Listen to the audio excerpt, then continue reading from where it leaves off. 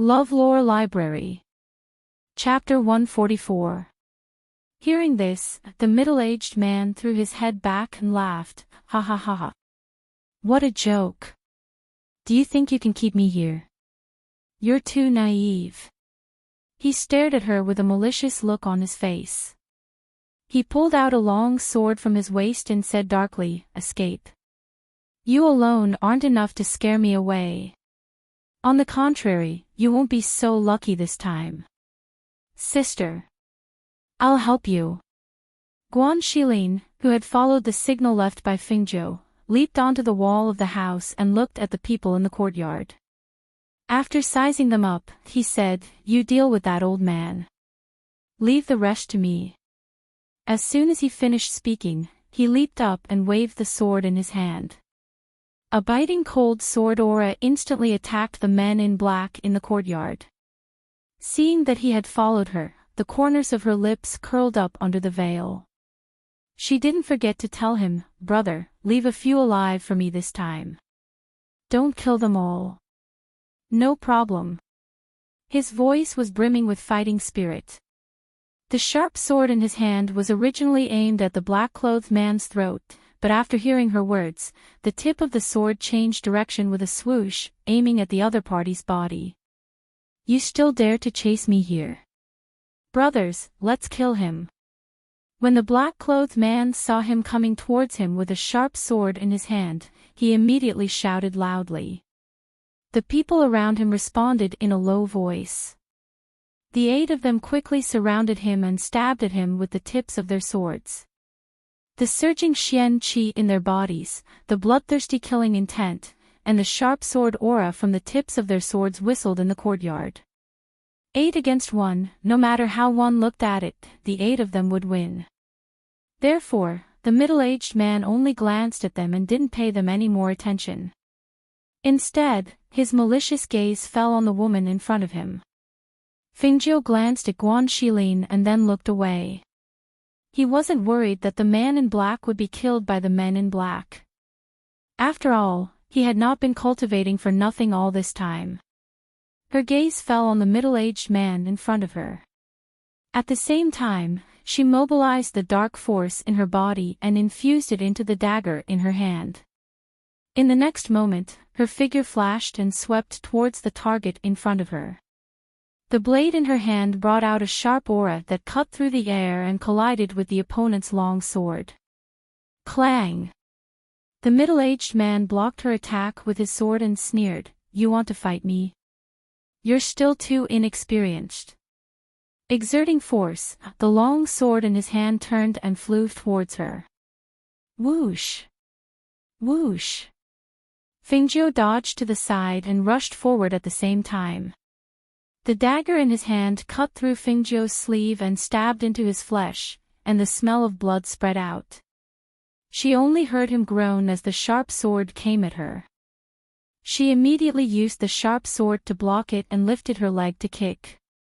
Under his astonished and aghast gaze, the leg that contained the hidden strength of the profound energy landed on his chest, and he was suddenly sent flying. Yes! He let out a muffled groan as he fell back. He felt the blood vessels in his chest churning, and a mouthful of blood rushed up to his throat. Pfft! He steadied himself and looked up. His eyes were filled with disbelief and shock as he looked at the woman in front of him who had attacked so viciously. He asked with some uncertainty, "Are you really Feng Qingge?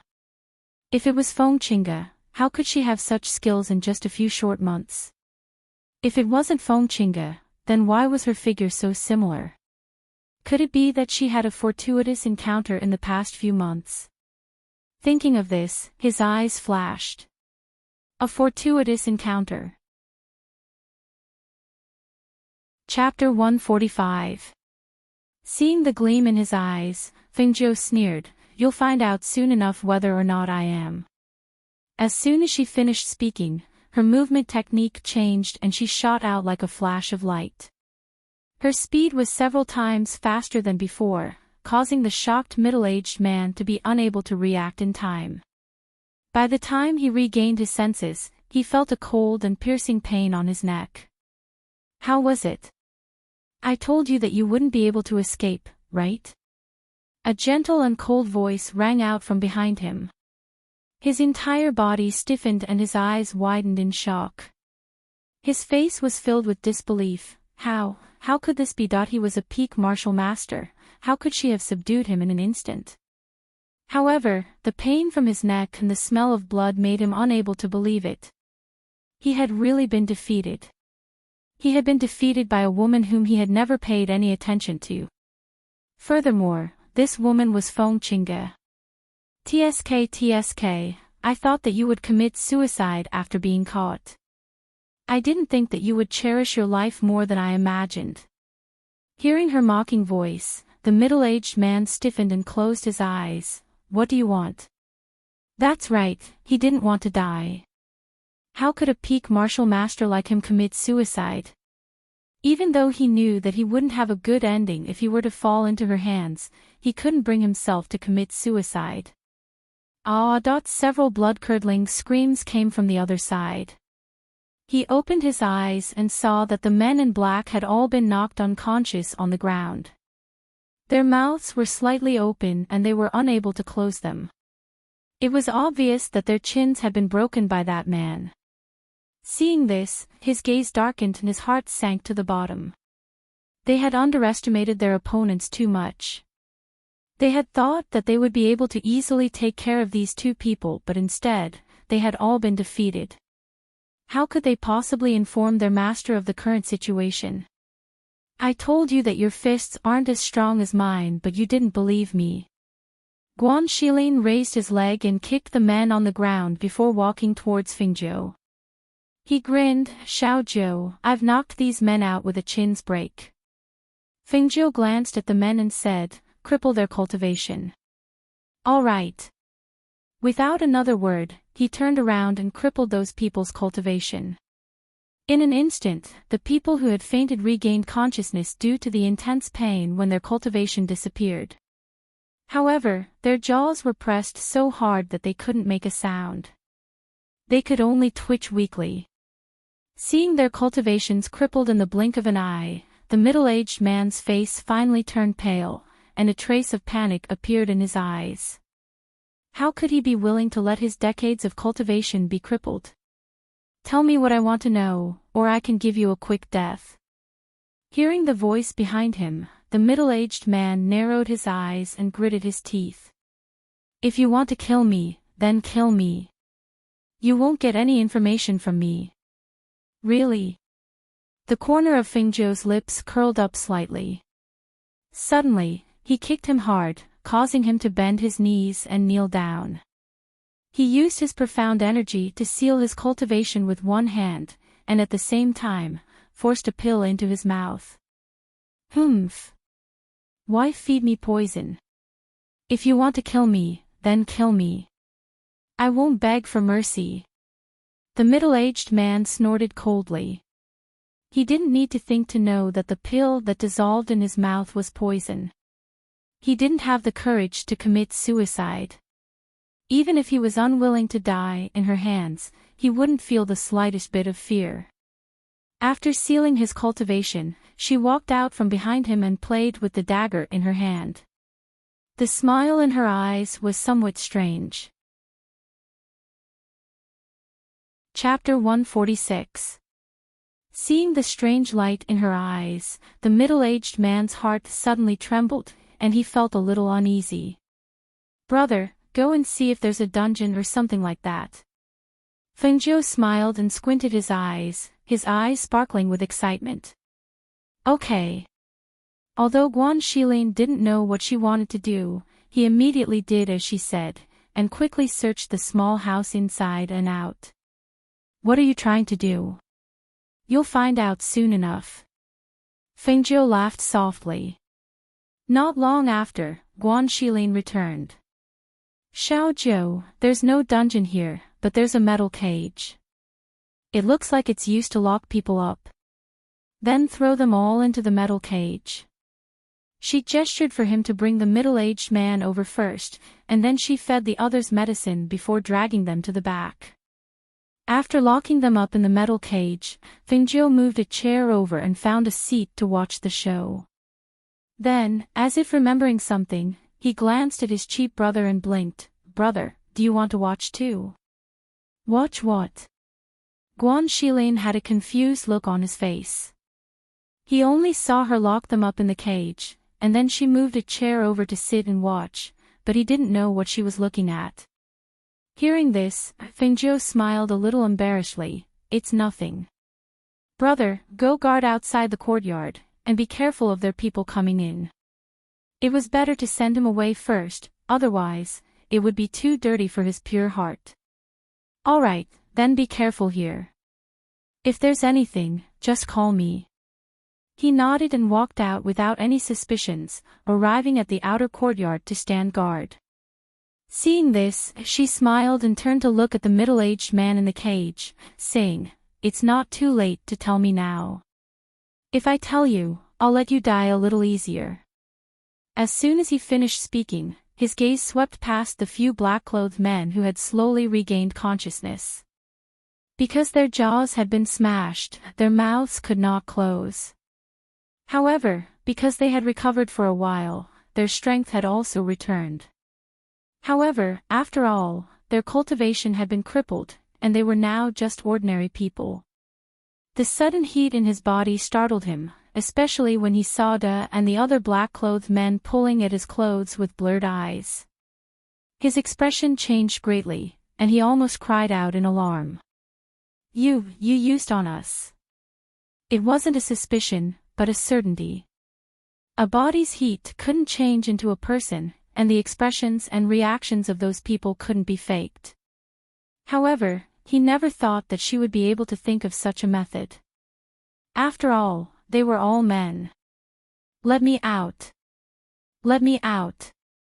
When he saw those people pulling at each other's clothes, and one of them had already grabbed his leg and pulled at his pants, his face instantly turned pale, and the panic and horror on his face could no longer be concealed. "Don't worry, I've already used less medicine on you. They're the ones who took more." Her eyes flashed with a mischievous light, and she said carelessly, "There's only one way out for you, and that is to obediently tell me what I want to know. Then, you won't be ravaged by those people, or else, hee. Ah. Get lost." Chapter 147. Hearing this, her lips curled into a smile as she stood up and walked towards the metal cage. "Speak. What kind of power does she have under her command? Tell me everything you know and don't play any tricks. Otherwise, the consequences will be dire. Let me out of here first. Otherwise, kill those people first." He kicked the man who was hugging his leg away and retreated to the side of the metal cage. Fengjiu crossed her arms and raised her eyebrows. Her eyes were filled with mockery as she said, "It will take a while for the effects of the drug to kick in. If you want to stall for time, I don't mind watching a good show." Lunatic. He cursed in his heart but did not dare to delay any longer. He had no choice but to tell her everything he knew. Poison sect. She muttered softly as a faint light flashed across her half-hidden eyes. The corners of her lips under the veil curled into a mischievous smile.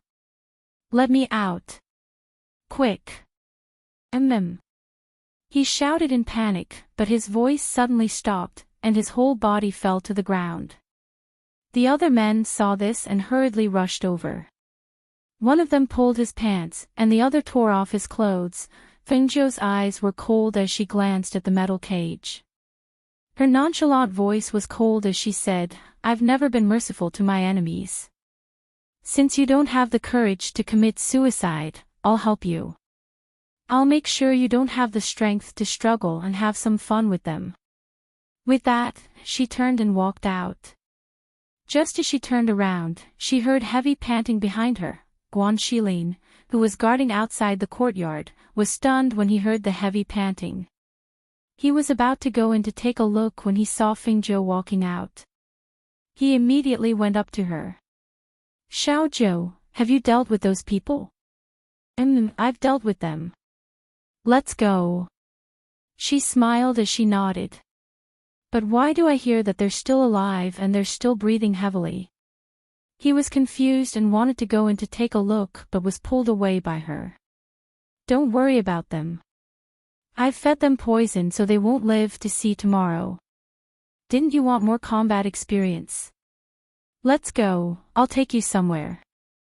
She dragged and pushed him out of the room. Upon hearing her words, Guan Shilin's eyes lit up. He hurriedly asked, is it their nest? Have you interrogated him? That's right, it's their lair. We'll go there tonight and destroy their lair. She wanted to destroy the forces that Su Ruoyun had cultivated overnight. The poison sect's influence had risen in recent years. They mainly relied on poison and also took on assassination missions. Generally, no one dared to provoke the poison sect because no matter how strong they were, they would be poisoned to death by those who liked to use poison before they even realized it. Hence, even if someone was aware of the poison sect's location, no one would have thought of destroying the poison sect. However, they had offended Fingzhou this time. Furthermore, the master of the poison sect was Su Ruoyun, who had a grudge against Fingzhou. Now that an opportunity for revenge had been placed in front of her, she would not let it go so easily. In the pitch-black night, two figures shuttled through the forest. Under the night sky, one could clearly see that they were Fingzhou and Guan Shilin. Suddenly, Guan Shilin reached out and tugged at Fingzhou. He lowered his voice and said, Xiao Zhou, look at this. He pointed at a stone tablet in the bushes. The poison sect's restricted area. Trespassers will die. Chapter 148. Xiao Zhou, this poison sect is that woman's nest? Guan Shilin asked in a low voice, feeling a bit incredulous. After all, the poison sect was equivalent to a mid-tier family in Yunhua City. No one knew who the master behind the scenes was. Who would have thought that it would be Su Ruoyun, the person who stole Xiao Zhou's identity? That's right, she replied, then took out a bottle and poured out 2 pills, take this. This is an antidote. Hearing this, Guan Shilin took one and took it, then asked worriedly, then how are we going to destroy this poison sect? I heard that there are quite a few people in the poison sect, and they're experts in using poison. Can the two of us do it? Fengzhou also took the pill, then said, no need to do it directly. We'll fight poison with poison. Let's go. That night was destined to be a sleepless night. In the Feng Manor, Su Ruoyun was still happily waiting for the good news the next day. However, when the sun rose, no one came to report. It was as if a stone had been thrown into the ocean. There was not even the slightest bit of movement. She waited from morning until noon, but there was still no news. Finally, she could not wait any longer, so she excused herself and went to a residence in the southern part of the city. Knock knock. 2 knocks came from the door.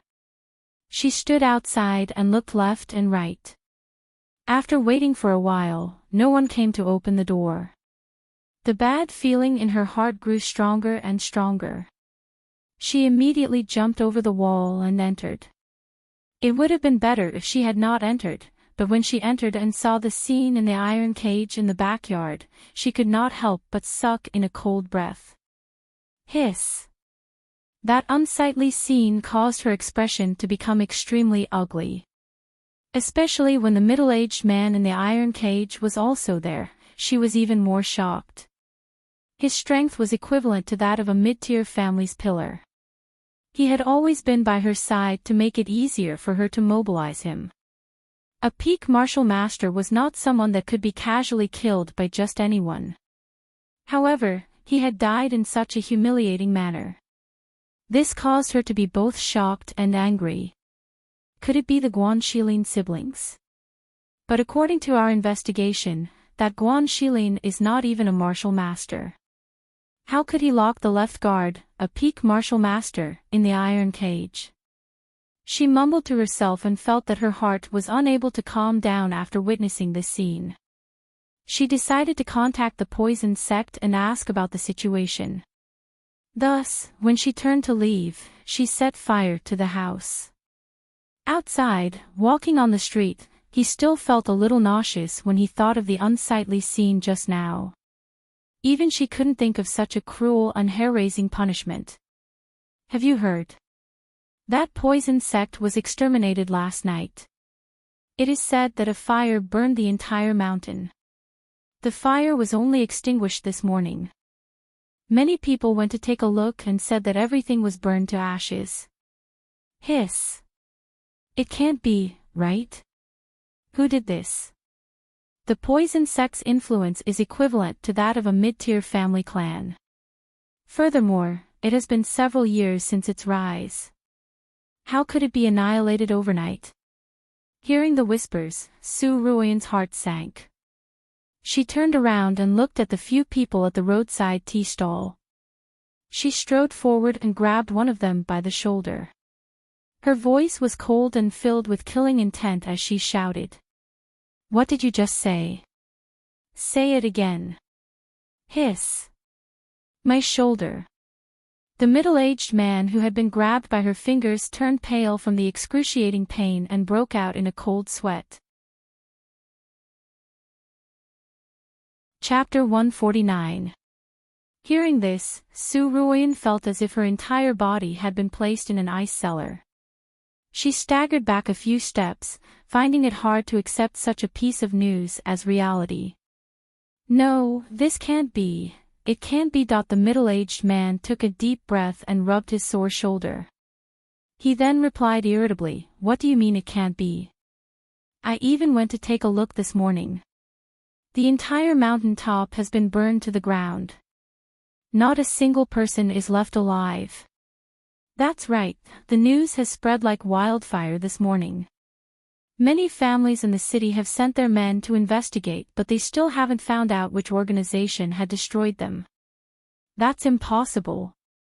I don't believe it. Su Ruoyan cried out loudly as she swept her gloomy gaze across the group.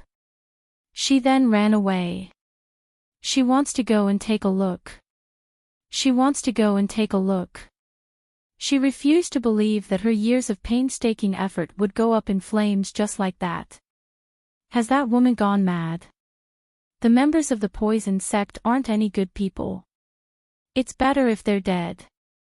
What's she getting so worked up about? Don't worry about her, she's just a crazy woman. She's hurting my shoulder. The middle-aged man rubbed his shoulder as he spoke. He then continued, however, to be able to destroy an organization in one night, that's just too unbelievable.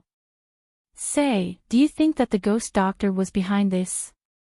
When he reached the second half of his sentence, his voice carried a sense of cautiousness and he clearly lowered his voice. Why would you say that? Why would the ghost doctor destroy the poison sect for no reason at all? Aren't the ghost doctor and the poison sect archenemies? What's so strange about destroying the poison sect? Besides, if it wasn't the ghost doctor, who else would have the audacity to do such a thing? Only the ghost doctor would have the ability to destroy an entire family and an organization in one night, isn't that so? Hearing this, the others lowered their voices as well. So you're saying that the ghost doctor was behind the destruction of the Su family and the destruction of the poison sect? Let me tell you, it's best not to speak carelessly about this matter. Be careful that a loose tongue leads to disaster. After all, no one has seen anything, right? After hearing the words, trouble comes from careless talk, they looked at each other and stopped talking about this topic. Instead, they drank a few cups of tea and went home.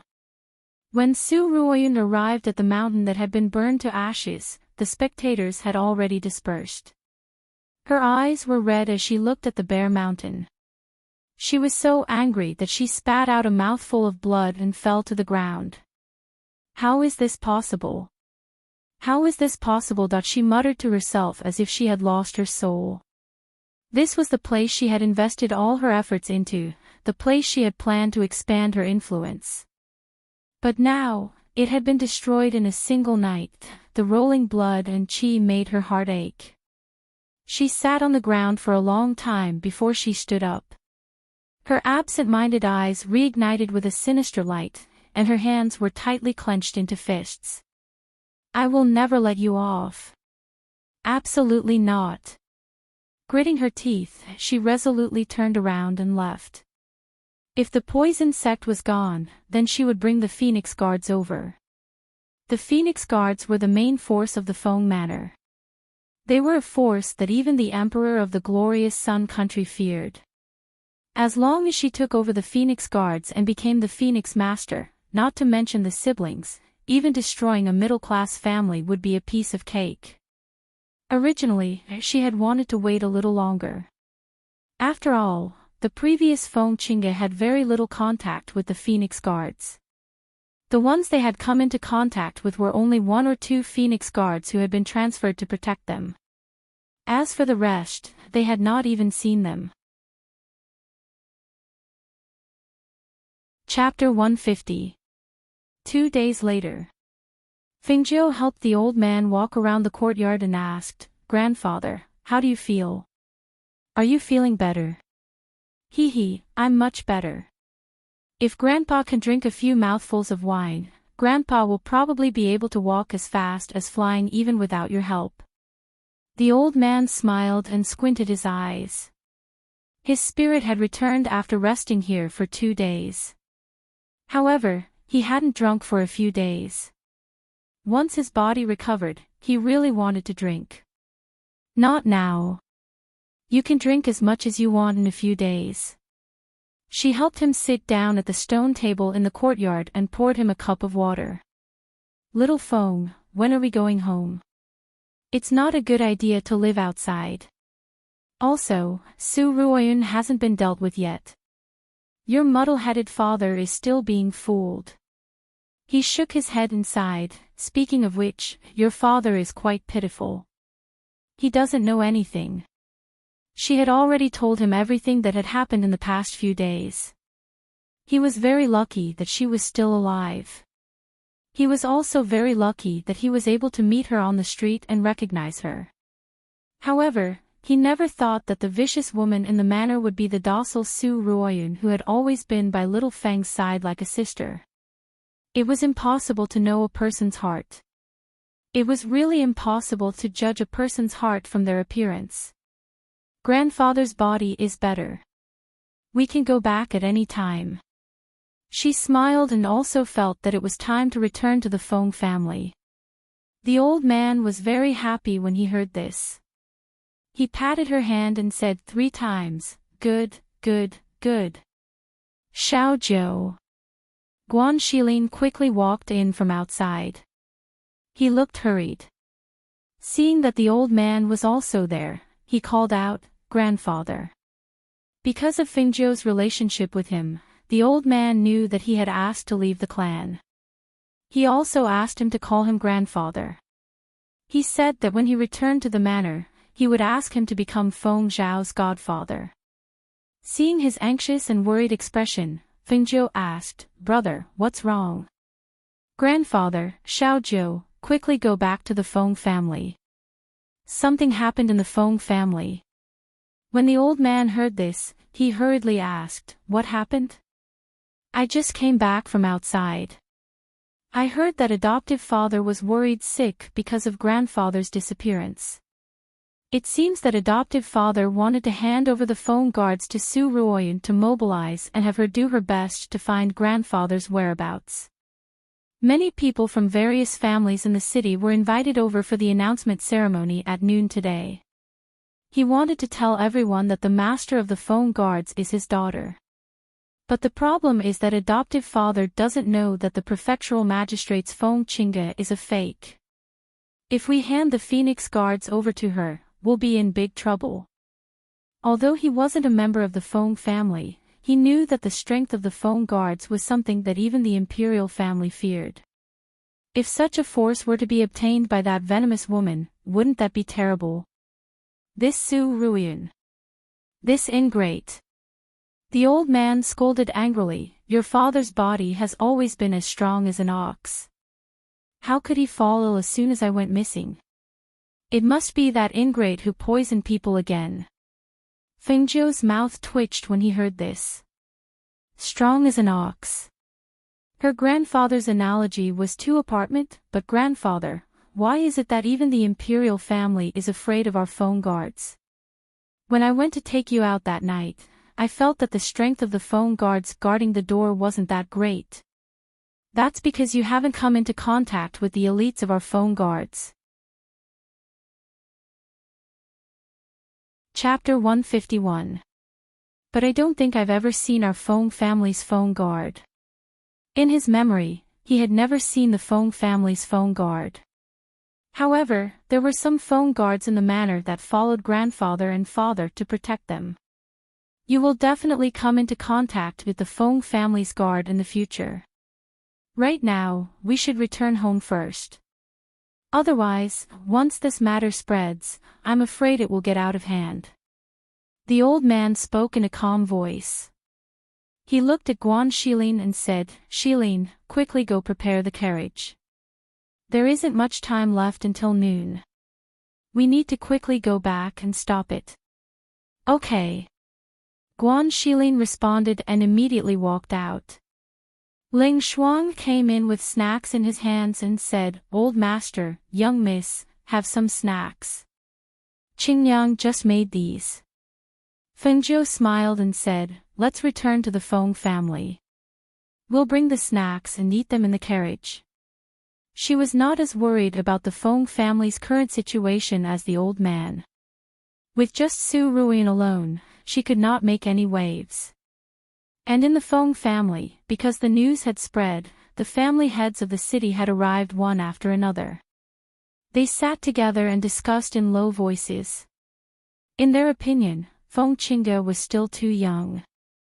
They feared that she would not be able to control the Feng guards and become the Feng master. However, who would have thought that so many things would happen in the Feng family during this period of time?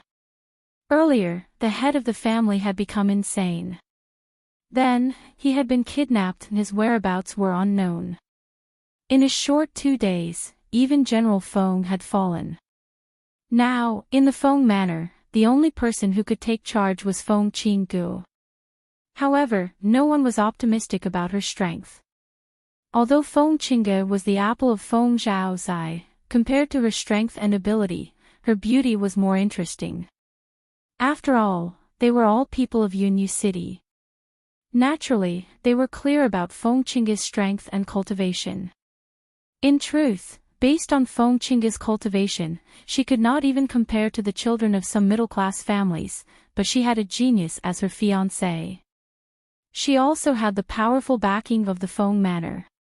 Thus, no one cared about how strong she was. Under a pavilion in the backyard, there were 8 men in embroidered robes. Some of them were sitting, some were standing, and some were leaning against the pavilion with their arms crossed.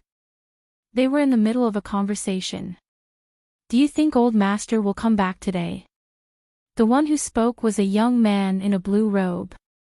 He was sitting at the table with one hand supporting his chin as he asked the others. A black-robed man with a serious expression took a sip of tea and said in a deep voice, The news has been released. He will definitely come back. There seems to be quite a lot of people here today. I heard from my subordinates that even the old emperor is here. Leaning against the pavilion, a man with his arms crossed in front of his chest said casually. A white-clothed man with a folding fan in his hand asked, however, Is it really okay for us to not report this matter? Isn't that too much? How could that be? The head of the family didn't ask us to investigate. We found out about it after investigating it ourselves. It's not like we didn't report it. The man who spoke raised his eyebrows.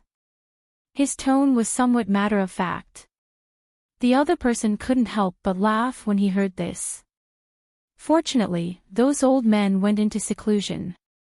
Otherwise, if they knew that we stood by and didn't solve the problem, they would probably be drilled again. Chapter 152. Hearing these words, they all fell silent. The 8 of them were none other than the captains of the 8 elite teams of the Phoenix Guards. For them, who had been training in isolation, if it were not for the Phoenix Guards reporting to them, they would have no way of knowing what had happened in the Foam Manor. But ever since they found out what had happened in the Foam Manor, they began to investigate. In particular, they found out that old Master Foam had become insane and had been kidnapped. But they never thought that the person that the family head and the guards could not find had been taken away by a young girl to recuperate in a courtyard. They tried to get closer to observe, but as soon as they got close, they were noticed. They did not know if the young girl was too sharp or if their ability to hide their presence was too weak. Originally, they wanted to bring the old man back, but when they saw the old man talking and laughing with the young girl, and the young girl helping the old man walk around the courtyard every day, they gave up on the idea. The old man didn't look like someone who had gone mad at all.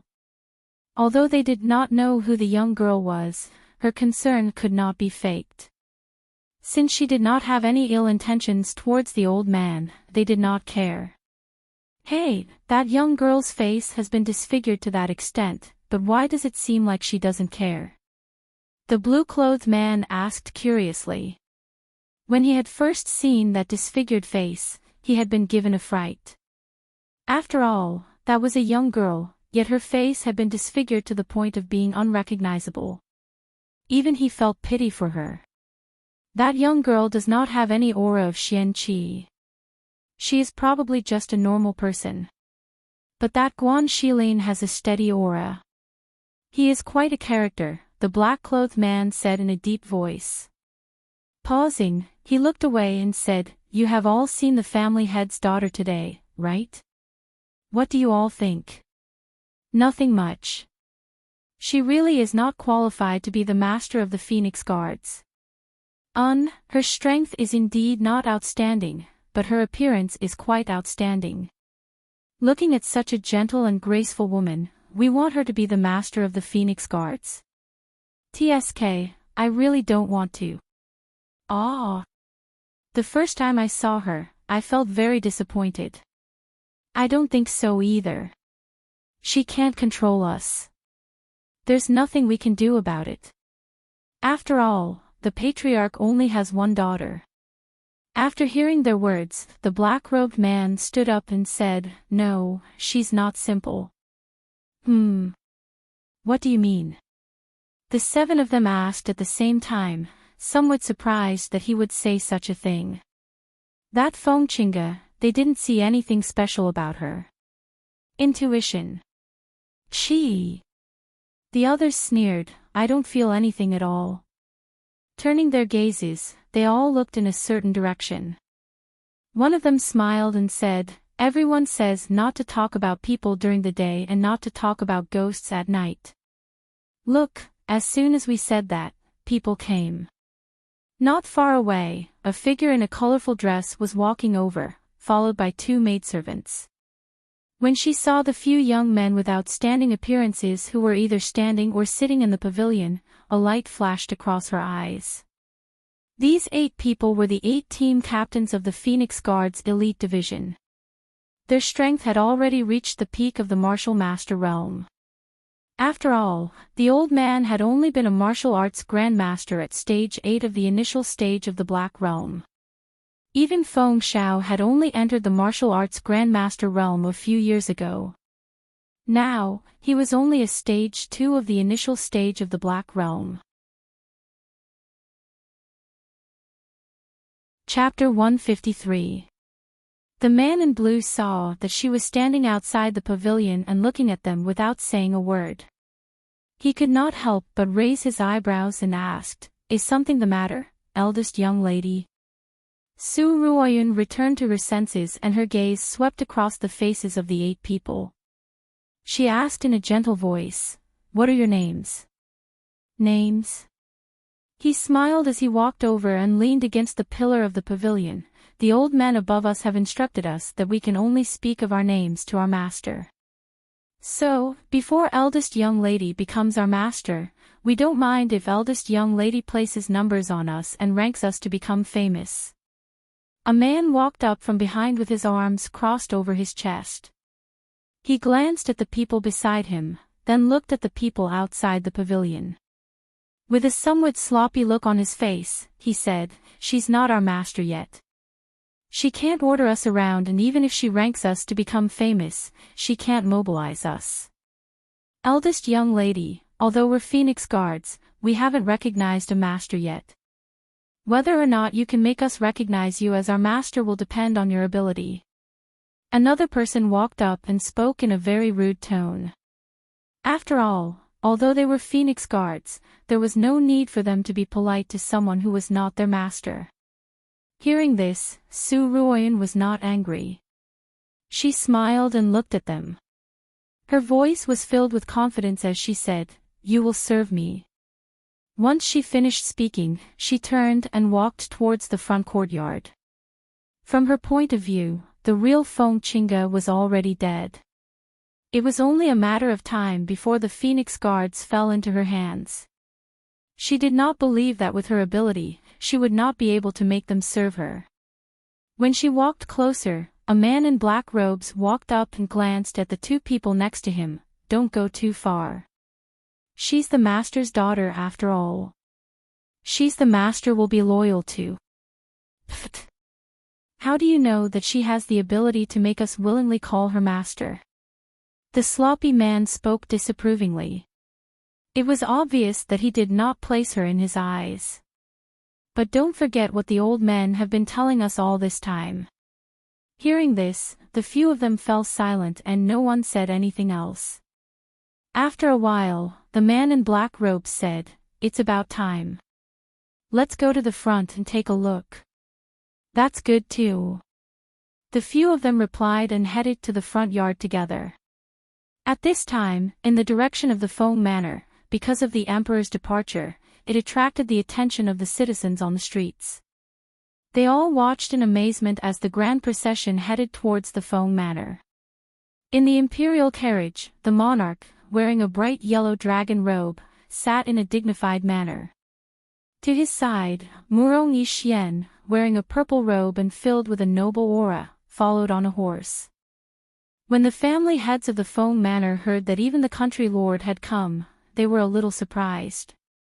The matter of the Feng Manor announcing Feng Qingge as the Phoenix Master normally did not require the emperor to personally come, however, he had come today. The meaning behind this was quite thought-provoking. Even so, the crowd still came out to greet him. After all, he was the monarch of the glorious Sun Kingdom and a powerful expert. Naturally, they did not dare to show any disrespect. As the current person in charge of the Feng Manor, Su Ruoyun walked out from the crowd and saluted towards the imperial carriage. "This official's daughter, Feng Qingge, respectfully welcomes the emperor's arrival." "We respectfully welcome the monarch." All the family heads said in unison and bowed slightly. A low voice came from the imperial carriage. The monarch, wearing a bright yellow dragon robe, walked down from the carriage. His sharp eyes contained a dignified aura as they swept over the crowd. Only then did he walk inside. Chapter 154. Weren't most of the people here? Why were there still people here? Everyone was puzzled. Their footsteps paused as they looked at the inconspicuous carriage parked in front of the gate. Murong Yixian, who was about to enter, also stopped when he saw the carriage. Not only did he find the carriage familiar, he also felt that the woman in black driving it was familiar. She seemed to be the person beside the lady last time. Xiao Zhou, "I'll help you." Guan Shilin, dressed in black, jumped up from the carriage and reached out to help the person coming out from behind. That Xiao Zhou made Murong Yixian's heart skip a beat. A trace of surprise appeared in his eyes. He couldn't move and just stared at the person coming out of the carriage. At this time, Su Ruoyun didn't see the person coming out of the carriage. Because the lord had entered the manor, she went to the front to receive him. Thus, not only did she not see Guan Shilin and Fingzhou, she didn't even see the person coming out of the carriage. Otherwise, she would have been scared pale. Hiss. Isn't that old Master Feng? When all the family heads saw the man and woman helping the old man out of the carriage, they finally saw that the old man was the missing old master of the Feng manor. Also, looking at his expression, how did he look like someone who had gone mad? Immediately, everyone gathered around him. Old Master Feng, you're finally back. Old Master Feng, General Feng fell ill from worry when you weren't in the manor. Old Master Feng, where did you go during this time? Everyone asked at once, their words filled with concern. Because only the large families in Yunyu City came today, there wasn't a single person from a mid-level family. Thus, everyone was completely unfamiliar with Guan Shilin and Fingzhou. No one recognized them. Hee, I've made everyone worry. This old man is fine, the old master said with a smile and nodded to everyone. Grandfather Feng, Murong Yixian walked over. Seeing that he had recovered well, he couldn't help but feel puzzled. Why was he with Guan Shilin and Guan Shilin? He turned to look at Feng Zhou with an inquisitive gaze. Old Master Feng saw him and said kindly, so it's Yixian. You're here today. This old man heard that the monarch is also here. Seeing that he was looking at his phone lass, the smile on his face deepened.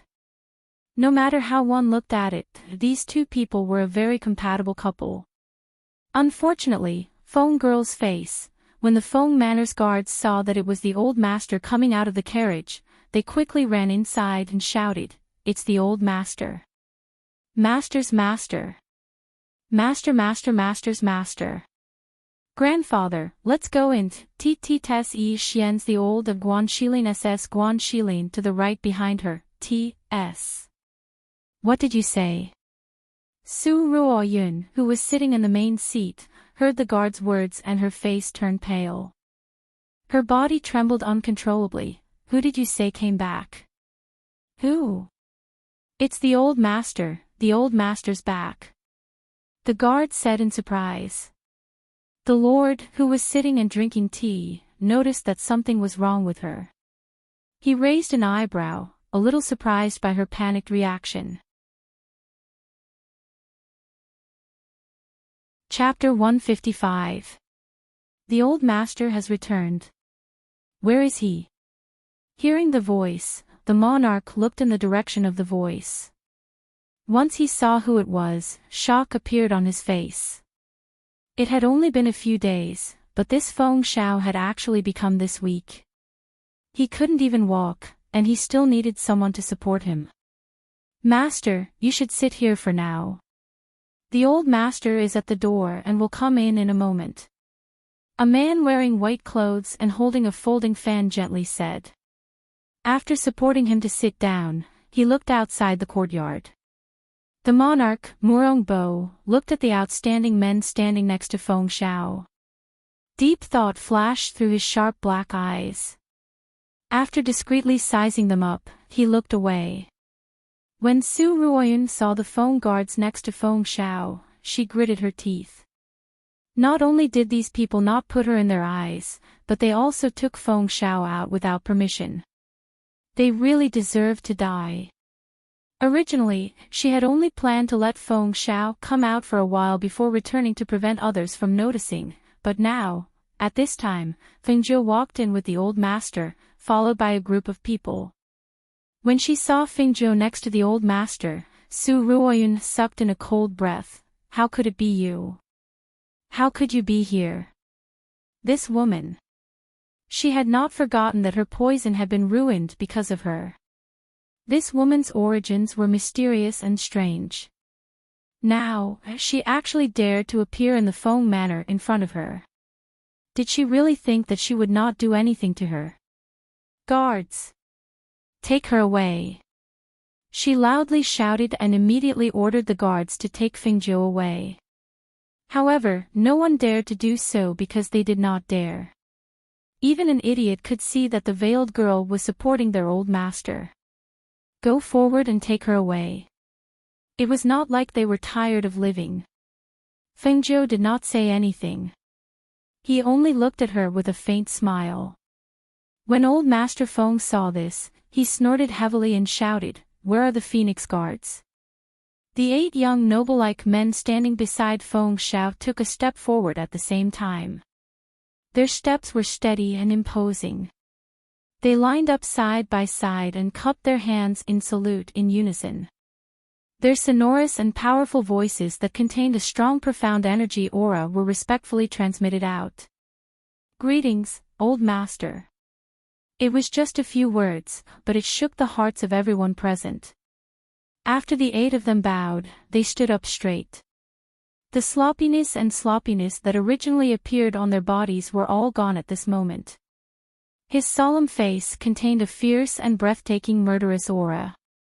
The aura on his body was strong and fierce, like an iron-blooded warrior that had walked out from the battlefield. His uniform steps and his tall and straight heroic figure caused the eyes of others to light up and shock in their hearts. These were the Phoenix Guards. It was the elite division that struck terror into the hearts of the neighboring armies.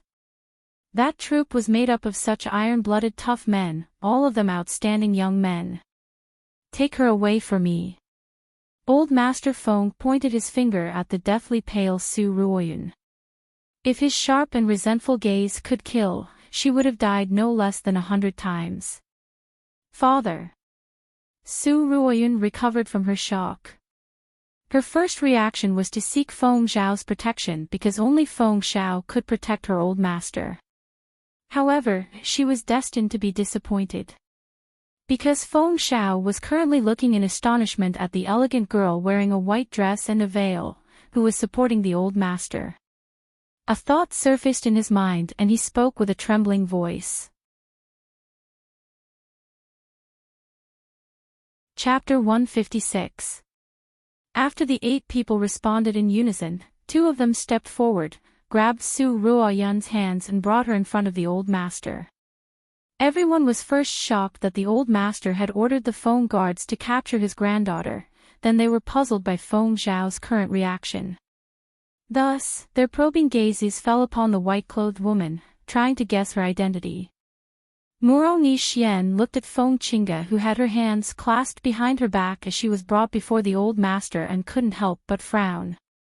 He was about to speak, but when he heard Feng Xiao's question, his gaze fell upon the white-robed woman. He also wanted to know who she was. Fengjiu looked at the emotional Feng Xiao, whose eyes were slightly red. He sighed in his heart and said, "You've already guessed it, haven't you?" He wasn't an idiot.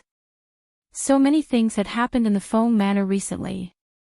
In addition, the old master had returned and even she had appeared. If he still hadn't reacted by now, then he wouldn't be the famous great general Feng Xiao. "You're my daughter Qinggu." His voice was choked with sobs. He reached out and held Fengjiu's hand. I'm sorry. Father didn't know that the person beside him was fake. Thinking of the old master's words that day and his anger at that time, then looking at her veiled face, his heart ached and he couldn't help but burst into tears. "I'm sorry. It's father's fault. An awe-inspiring great general was actually crying like a child. His appearance of tears falling like rain made everyone who saw him feel astonished and shocked. What did he just say? The woman with the veil was his daughter Qinggu. Then who was the person being held captive? Uncle Xiao, who did you say she was? Muro Yixian's voice trembled uncontrollably. He stared blankly at the white-clothed woman with the veil. He found it hard to believe, but also felt excitement and joy. His heart thumped wildly. That kind of feeling was indescribable. Woo-woo. My daughter. My daughter. Feng Xiao cried out of guilt, but because his body was weak, he couldn't bear such an impact. He cried and cried until he fainted. You two, send my father back to his room, Fengjiu ordered in a deep voice as he looked at the Phoenix guards who were staring at him with wide eyes. Yes. After the almost instinctive response, the few people were suddenly startled. They looked at each other and felt that it was a little strange. However, 2 people still walked out and sent Feng Xiao back. At this time, old Master Feng's aged but vigorous voice that contained profound energy rang out, "In front of everyone here, this old man will tell everyone about this matter." He paused and pointed at Su Ruoyun. "She's not my granddaughter, Feng Qingge. She's just an orphan that my granddaughter picked up from the streets when she was young, Su Ruoyun. My granddaughter treated her like a sister, but she schemed against my granddaughter and wanted to murder her. She took my granddaughter's identity and stole everything from her. And this, after being discovered by this old man, used poison to harm this old man. This woman is vicious and sinister. She's heartless and unjust." After hearing this, everyone went into an uproar. They all sucked in a breath of cold air, feeling that this matter was too inconceivable and too terrifying. She even took someone else's identity. If no one found out, then wouldn't this large Feng manor have fallen into her hands in the end? Ha ha ha ha ha. Ha ha ha ha ha. Chapter 157. At this moment, there was no way to reverse the situation. She naturally did not need to hide anything. At this moment, she finally understood why she felt that she was an eyesore when she met her on the streets.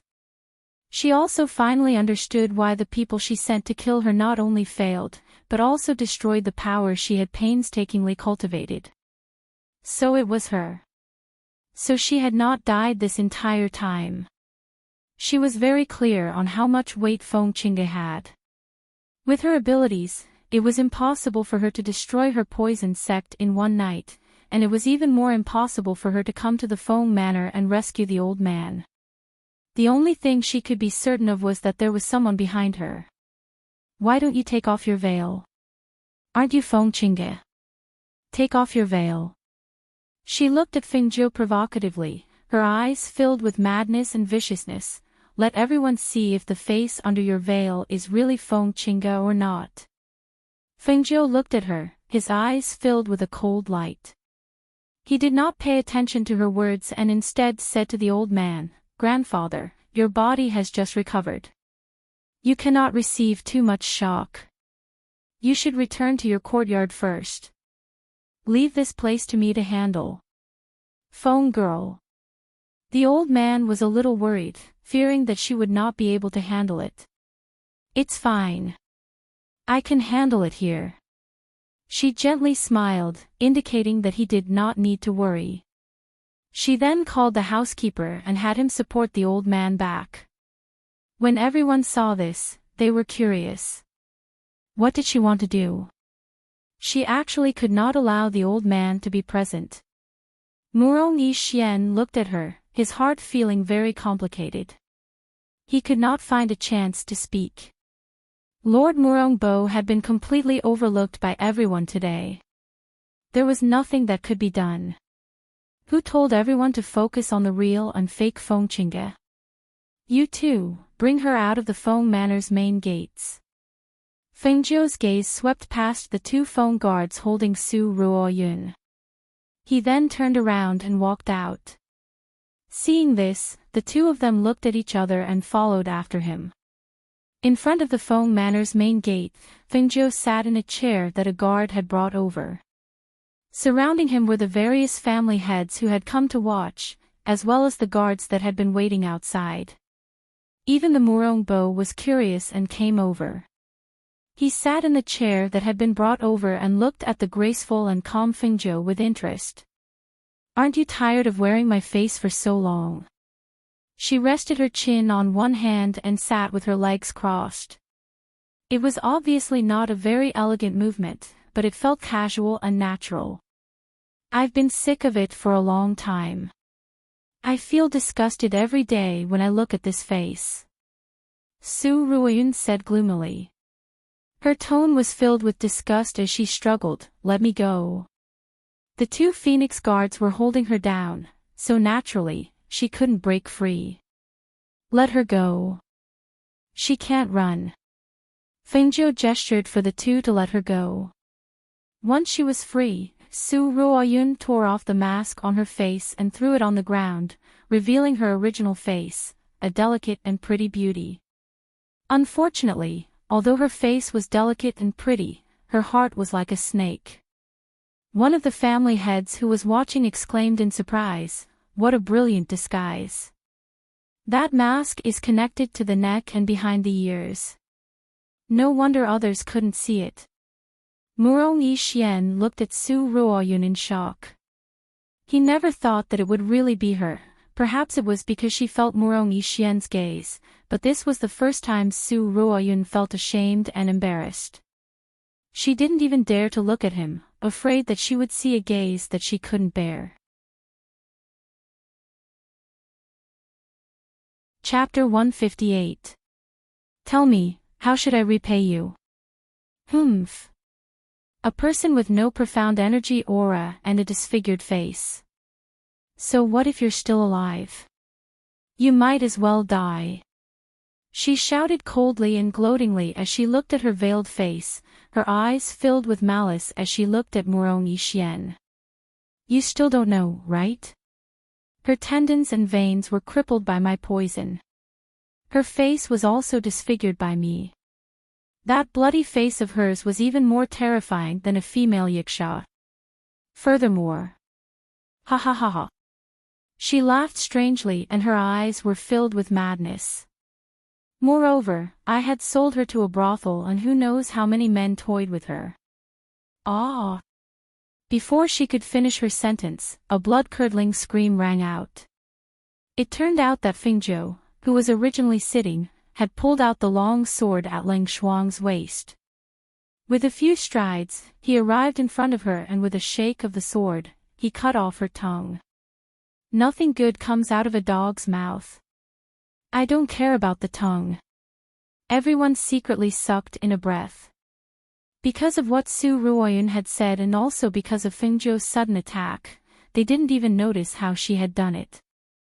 They only saw a bloody tongue fall to the ground and Su Ruoyun covered her mouth as blood flowed endlessly. When the 8 Phoenix guards saw this scene, their eyes lit up. They watched as she stood with the long sword in her hand pointing diagonally at the ground. The tip of the sword was dripping with blood and her white clothes fluttered in the wind. The cold and languid aura on her body was pleasing to their eyes. Especially her straightforward attack. It made them extremely excited. They couldn't help but admit that even if her face was disfigured, her aura wasn't something an ordinary person could compare to. If this kind of person was their master, it wasn't that they couldn't accept it. Murong Yixian's eyes widened in shock as he looked at the ruthless woman in white. He was shocked. She was really Chinga. Was she really that gentle and soft woman who would snuggle up to him? Ah! Without her tongue, Su Ruoyun's mouth was overflowing with blood. She couldn't even speak clearly and could only let out shrill cries. She pounced on Fengzhou as if she had gone mad. But before she could get close, she saw Fengzhou's eyes narrowed, and a strange look appeared in her eyes.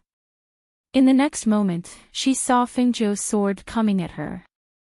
Fengzhou felt sword chi brush past her. And then there was the sound of clothes tearing. Ah!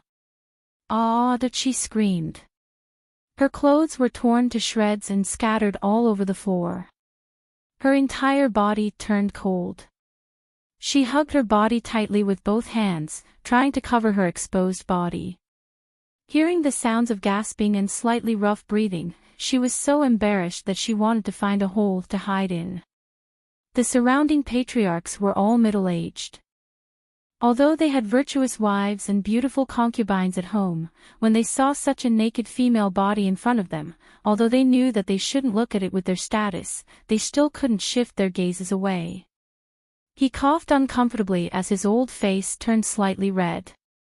However, he still glanced at that snow-white body. At this moment, he finally understood why Feng Qinga had asked her grandfather to return to the courtyard first. It was because she had prepared such an erotic and exciting scene for them to see. It had to be said that this move of hers was indeed ruthless. Killing someone was just a matter of nodding her head to the ground. But she clearly knew how to torture people, and the best way to torture people was obviously to torture their hearts. She played this move extremely beautifully. Compared to directly killing Su Ruoyun, it made her wish she was dead. Chapter 159. Fingzhou turned the long sword in her hand and held it in a reverse grip. She stood in front of her and looked at the pale-faced and trembling Su Ruoyun. She lazily asked, "Aren't you shameless? I think it would be better if you didn't wear it, right?" Seeing this scene, the sloppy man among the 8 Phoenix guards couldn't help but gulp. His eyes lit up and he praised, "TSK. Eldest young Miss Move is too beautiful. What a benefit. TSK, that figure really isn't your average material. Her skin is also quite white and tender. It would be a pity to just kill her." Hearing this, Fingzhou couldn't help but laugh. She glanced at the man. "You like her? How about I give her to you?" Hearing this, the man was shocked and waved his hand. "No need, no need. I want to preserve my chastity for my future wife." Murong Yixian glanced at the trembling Su Ruoyun curled up on the ground and looked at Fingzhou with some reluctance. "Qinggu, that's enough." Fingzhou turned and her clear eyes were full of smiles. "Enough? I still haven't done anything to her yet. How could it be enough?" As she spoke, she turned the sharp sword in her hand and attacked the curled-up Su Ruoyun, leaving a bloody mark on her body. "Ah! Qinggu! Shut up!" She coldly shouted and looked at him with cold eyes. "This is my Feng manners matter. I hope that third prince won't interfere." As soon as she spoke, the sharp sword in her hand stabbed towards her thigh. With a whoosh, a blood-curdling scream was heard and fresh blood splattered onto the ground.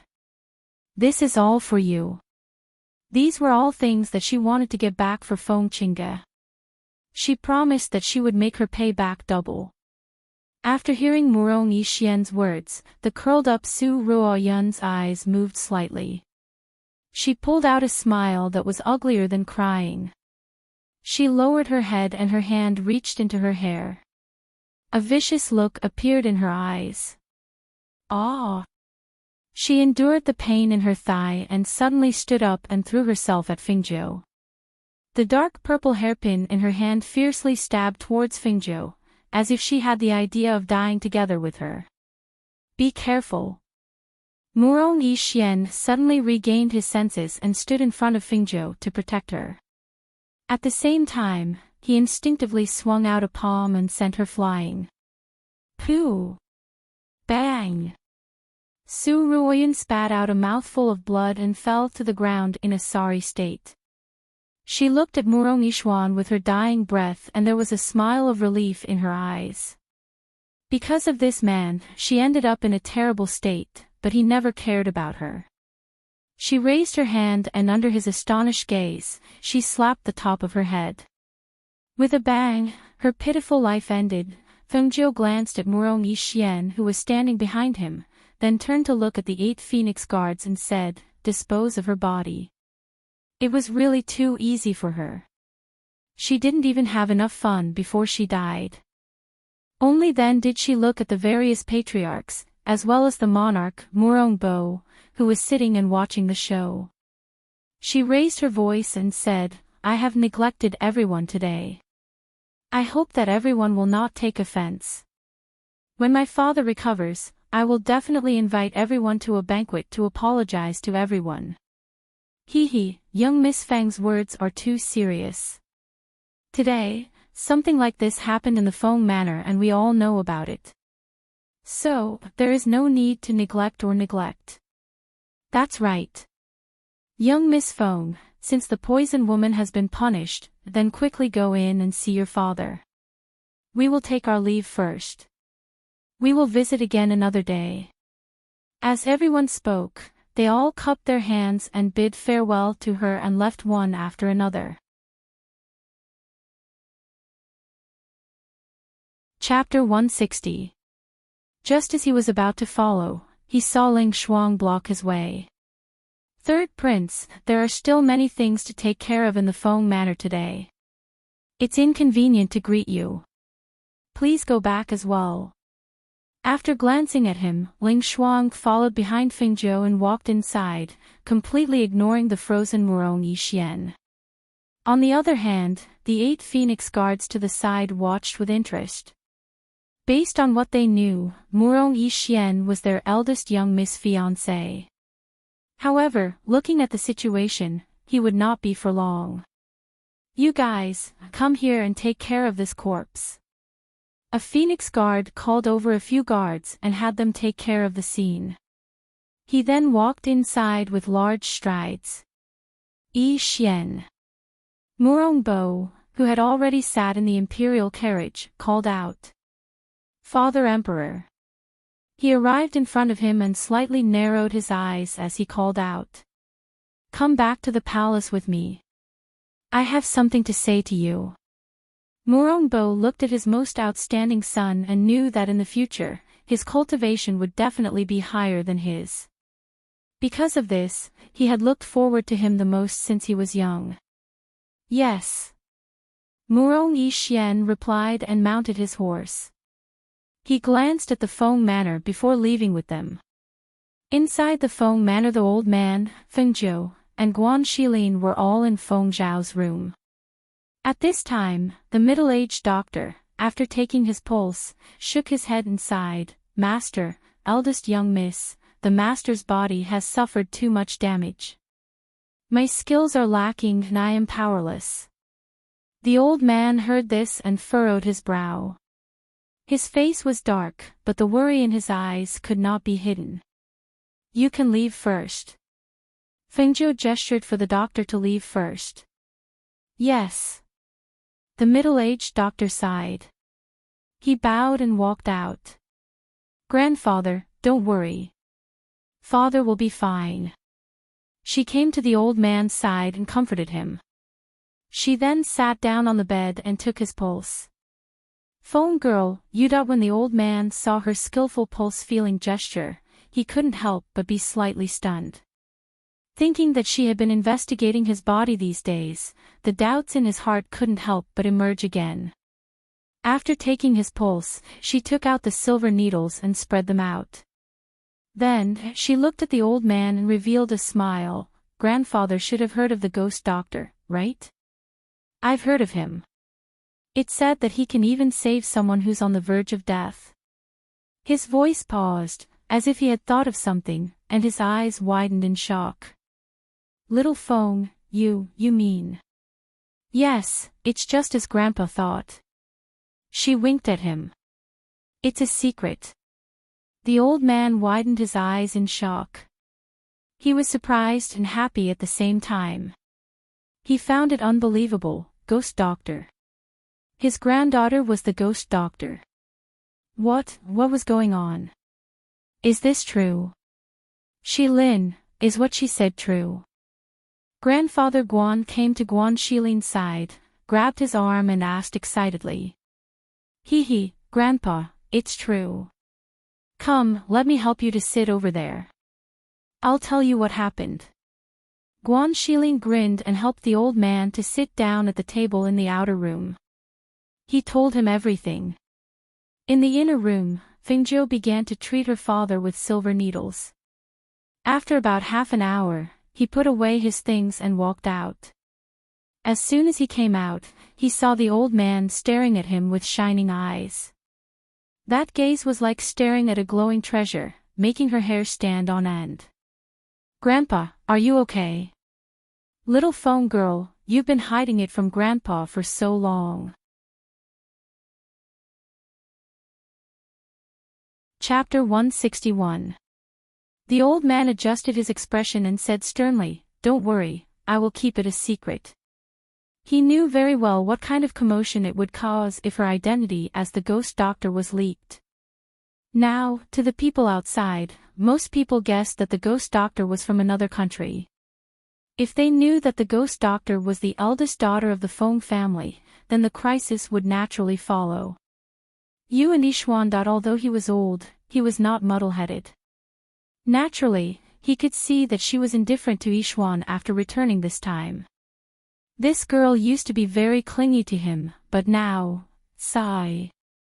Hearing this, her eyes flashed and said, "Find a time to cancel this engagement." "Cancel it? Are you serious?" The old man was slightly stunned. "That child, Yishuan, may be a prince, but we have watched him grow up. No matter how you look at it, there is no one in Yari country who can compare to him. Are you really going to cancel this engagement?" "Yes, cancel it," she said again, her tone very firm. Hearing this, the old man was helpless. He did not want to force her, so he said, "Since you insist on canceling it, then I will go to the palace another day to discuss it with the country." "Okay." She nodded in response. At this time, Ling Shuang, who was guarding outside the door, said, "Master, the 8 Phoenix guards are waiting outside the courtyard. They say that they want to see the old master and you." The people in the room looked at each other, then walked out. When the door opened, they saw that the 8 people in the courtyard were either sitting or standing. They quickly lined up in a row and bowed respectfully. "Greetings, old master, eldest daughter." "What is it?" the old man asked, his gaze sweeping over the 8 people. "We want to ask, old master, what arrangements do you have for us? Do you want us to stay or go back first?" A man in a black robe asked, looking at the old man. The old man looked at Fengzhou, paused, then said to them, "You can stay for now." "Yes," they answered and looked at Fengzhou. They didn't hide the fact that they were trying to figure her out. Fengzhou glanced at them, then turned to the old man and said, "Grandpa, I'm going to talk to the housekeeper about something. Dad will be fine with my brother here. You should go back and rest first." "All right, go ahead." As the old man spoke, he suddenly thought of something and hurriedly called out to her, "Feng Lass, wait." After taking 2 steps, Fengzhou turned around to look at him. He saw him take out a token and hand it over. "This is the Phoenix badge. Seeing the badge is the same as seeing the master. Not only can it mobilize the Phoenix guards, but it can also order the Feng family's guards. This Phoenix badge will be given to you in the future. Use it well." Seeing this scene, the 8 people all had different expressions. They didn't think that the old man would just hand over the Feng badge like this. Was he at ease handing over the entire Feng family to the eldest young miss? Fengzhou was also a little surprised and asked, "Why is this thing with Grandpa? Isn't it with Father?" "Hee, your father's is a grandson. Grandpa's is an old man. This is more useful." The old man stroked his beard and said proudly. Hearing this, Fengzhou's mouth twitched.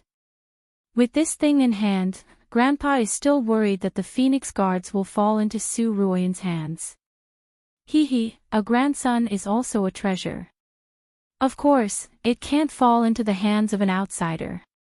Moreover, the badge can mobilize the Phoenix guards, but more importantly, the Phoenix guards recognize the master. He looked at the 8 people meaningfully, and a wise smile appeared in his eyes. Chapter 162.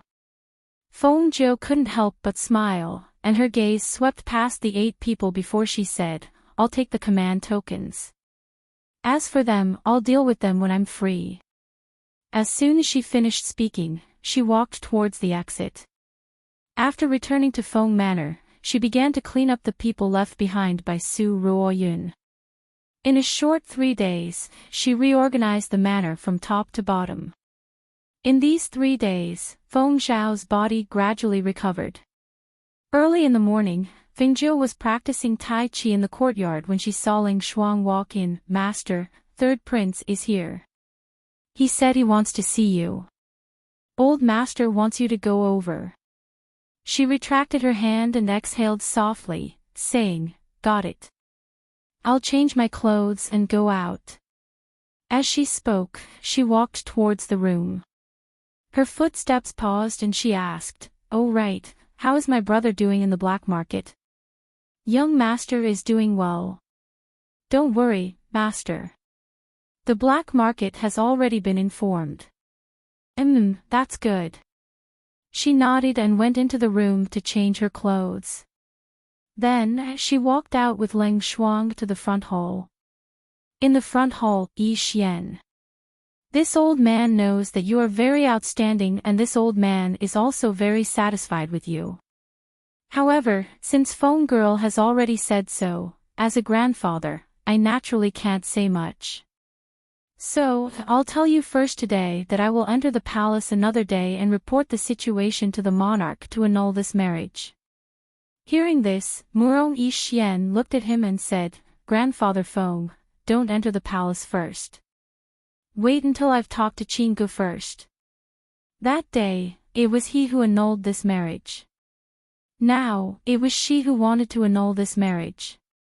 Was it because he didn't recognize her and was angry at him? Grandfather. A voice came from outside. Murong Yi Xian turned to look. With this look, his eyes narrowed. A woman in white walked in with her back to the light. Her elegant figure and elegant aura made her look as beautiful as a fairy. However, when he saw her face, the previous beauty disappeared without a trace. It was a face full of scars. Her original appearance could no longer be seen. The skin on her face was almost completely destroyed. It was very terrifying. Even if he saw it, his heart couldn't help but shrink. There was pain, pity, and also shock and astonishment. He never knew that her face was so thoroughly destroyed. Phone Girl, you're here. When the old man saw her, his eyes narrowed and he smiled. He stood up and looked at Murong Yi Xian and said, you two have a good talk. Then, he walked out. Qingge, let's get married. He looked at her and stated his purpose for coming. Hearing this, Fingzhou, didn't tell you that I wanted to annul the marriage. She walked to the main seat and sat, the servants to serve her tea to her, twos to test to twos. He thought that she wanted to break off the engagement because her face was disfigured. After all, she used to rely on him so much. How could she break off that kind of relationship just like that? Hearing this, Fingzhou smiled, I think you're mistaken. I don't want to annul the marriage because my face is ruined. It's because I realized that I don't love you, so I want to annul the marriage. Her voice was indifferent. Her expression was languid and elegant. She didn't feel a trace of uneasiness and inferiority because her face was ruined in front of him.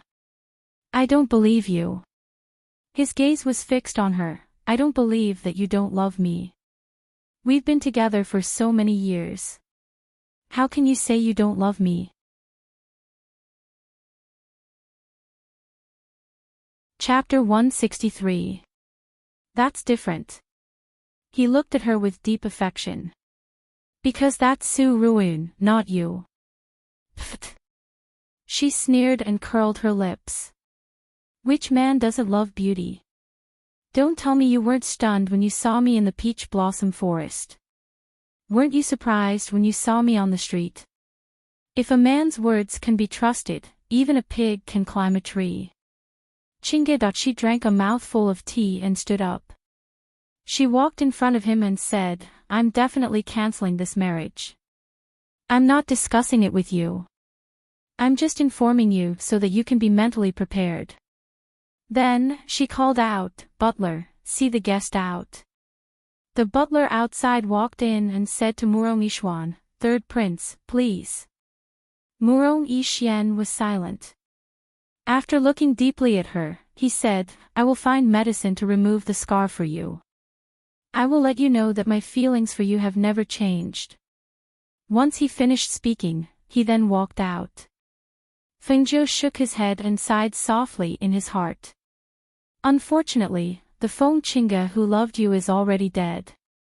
No matter how much you do, it's useless. Then, she walked out of the front hall and went to the backyard.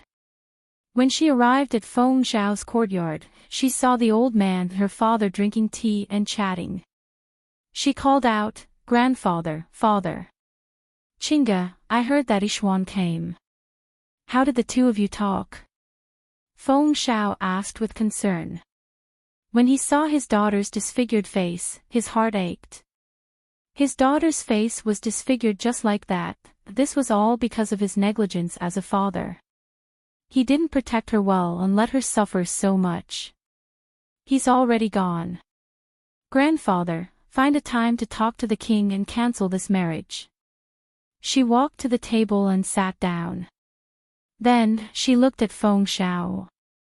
Father, do you still feel unwell? No, I'm fine. My body is recovering quickly. Feng Zhao smiled and told her not to worry. Well, you still have to continue drinking the medicine. She smiled and chatted with them in the courtyard. After a while, she returned to the courtyard. Not long after they returned to the courtyard, Ling Shuang walked in. Master. Just as he was about to speak, Ling Shuang saw a blue-robed man wandering around outside the courtyard.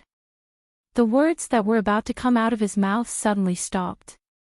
Fengzhou, who was in the courtyard, followed her gaze and saw the blue-robed man sticking his head out and looking around. Seeing this, she raised her eyebrows and asked, "What are you doing there?" I had nothing better to do, so I decided to take a stroll." He grinned as he stared at her naked face, feeling a little surprised. He had heard that eldest miss had removed her veil after she returned, revealing her disfigured face.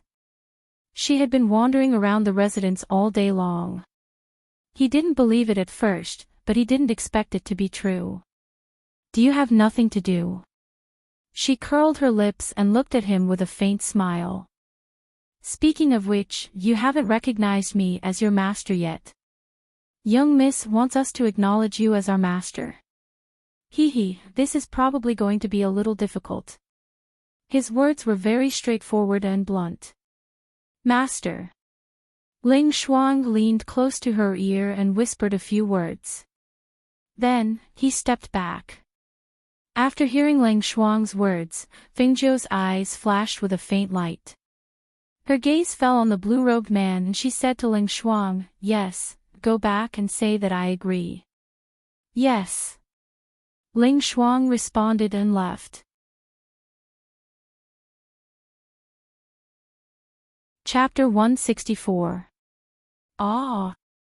He was caught off guard by her fist and was hit in the eye. He cried out in pain and quickly retreated while covering his eye with one hand. "Eldest miss, why are you hitting people?" Fengzhou smiled evilly. "Don't you solve problems with your fists. Since you've delivered yourself to my door and I'm itching for a fight, I'll use you as practice." As soon as she finished speaking, her figure flashed and rushed forward again. When he saw this, the blue-robed man let go and said, "Since it's like that, then eldest young miss, don't blame me for being merciless." This time, he didn't dodge, and he moved forward to greet her while swinging his fist fiercely towards her. However, he did not expect that his hand would be caught by her and the other hand would exchange blows with her.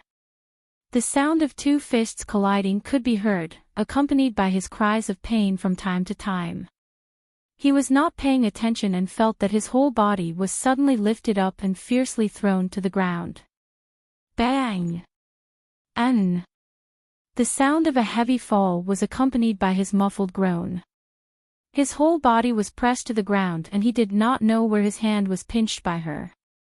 It was weak and powerless. Before he could catch his breath, he saw a fist coming towards him. He was so shocked that he shouted, "Don't hit my face." Bang bang bang bang. "Ah! Why do you keep hitting my face? Don't hit my face. Don't hit my face. Ah!" The guards who heard the commotion thought that something had happened and quickly came over to take a look. Who knew that it was the Phoenix Guard who was being fiercely beaten up by the eldest Mississippi? For a moment, all of them widened their eyes in disbelief. How could the eldest Miss beat the Phoenix Guard? Did the Phoenix Guard let her win? My stomach. Ah! Don't hit me, master, don't hit me, I admit defeat. As soon as he finished speaking, he saw that she had finally lifted her knee that was pressing against his stomach. Only then did he let out a sigh of relief and his whole body relaxed. However, just as he let out a sigh of relief and was unprepared, a fist fiercely landed on his stomach, causing his whole body to curl up like a cooked shrimp. He held his breath and his face turned red. I, already, called, master. Why, still, hit me.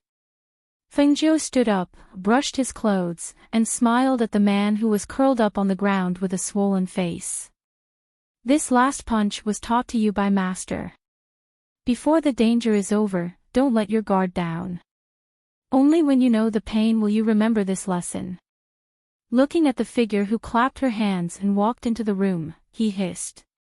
He gritted his teeth and endured the pain as he stood up and limped back. When the other men saw the man limping in, their eyes flashed with astonishment. One of them went up and asked curiously, "What's going on? Why did you come back with a bloody nose and a swollen face after going out for a stroll? Who hit you?" In this manner, other than the old master and the patriarch, is there anyone else who can beat you up like this? Hiss. Can you not ask first? Don't you see that I'm covered in wounds? Quick, help me sit down. It hurts so much. He grabbed the hand of the man beside him and leaned on him with all his strength as he said, "I sacrificed a lot today, but it was worth it." What happened? Several people surrounded him and watched. Seeing that the handsome face that he cared about the most was beaten into a pig's head, some of them could not help but laugh out loud. Chapter 165. That's right. I already told her not to hit my face, but she still chose to hit my face. She's too ruthless. The blue-robed man was so agitated that he pulled at the wound on his face. He sucked in a breath of cold air. I limped all the way back. When the servants saw me, they all covered their mouths and snickered. I had to cover half my face with my sleeves. I really don't have the face to see anyone. Could it be that your injury was caused by Guanxilin? It shouldn't be. With his strength, he's still no match for you. Could it be the old master? One of them guessed curiously. Hearing this, the blue-robed man's mouth twitched, revealing a proud smile. I knew you wouldn't be able to guess it. Because I couldn't guess it either, I had to pay such a painful price. Ouch, it hurts. He pulled the white-robed man and said, "Fan Lin, quickly bring me some medicine. It hurts so much. Let's make it clear first. Otherwise, you can apply the medicine yourself." The white-robed man, Fan Lin, sat on the side and didn't move. Seeing this, the blue-robed man said, "It was the eldest miss who hit me.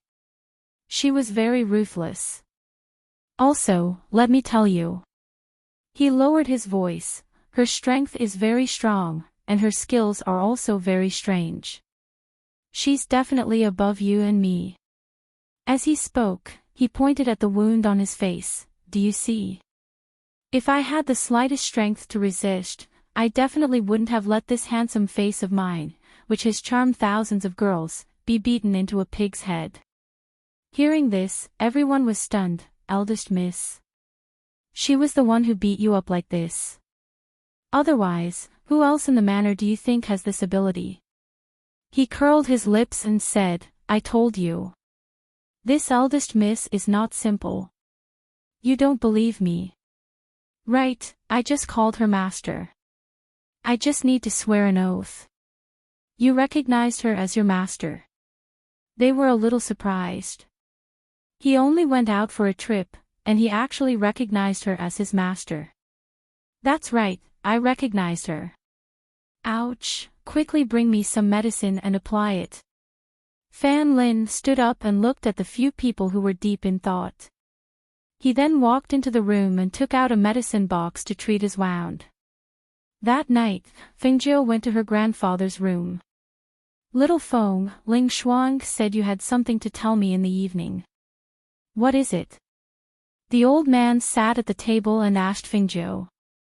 Fengjiu picked up the teapot on the table and poured 2 cups of tea before saying, Grandfather, the black market asked for my help.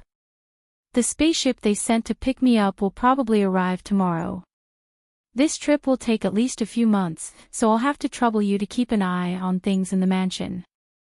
Send a spaceship to pick you up. The old man looked excited. Is it that kind of flying magic tool? That's not something an ordinary country has. Could it be that the country you're going to is at least a 6th-tier one? She shook her head. I haven't asked about this yet, so I'm not too sure. I'm thinking, should I tell father about the ghost doctor's identity? I don't want him to worry when I'm away for a few months. No need, no need. Your father shows everything on his face. If you tell him, he won't be able to hide it. If one day he's drinking with someone and is in a good mood, the entire Yunhua city will know. The old man waved his hand and said, Don't worry, I'll tell your father that I let you go out to train and won't be back for a while. Hearing this, she couldn't help but tease, Grandfather, are you sure you're not talking about yourself? Chapter 166. Fengjiu chuckled. You don't have to worry about that. Grandfather, look. She took out 3 bottles and placed them on the table. What is this?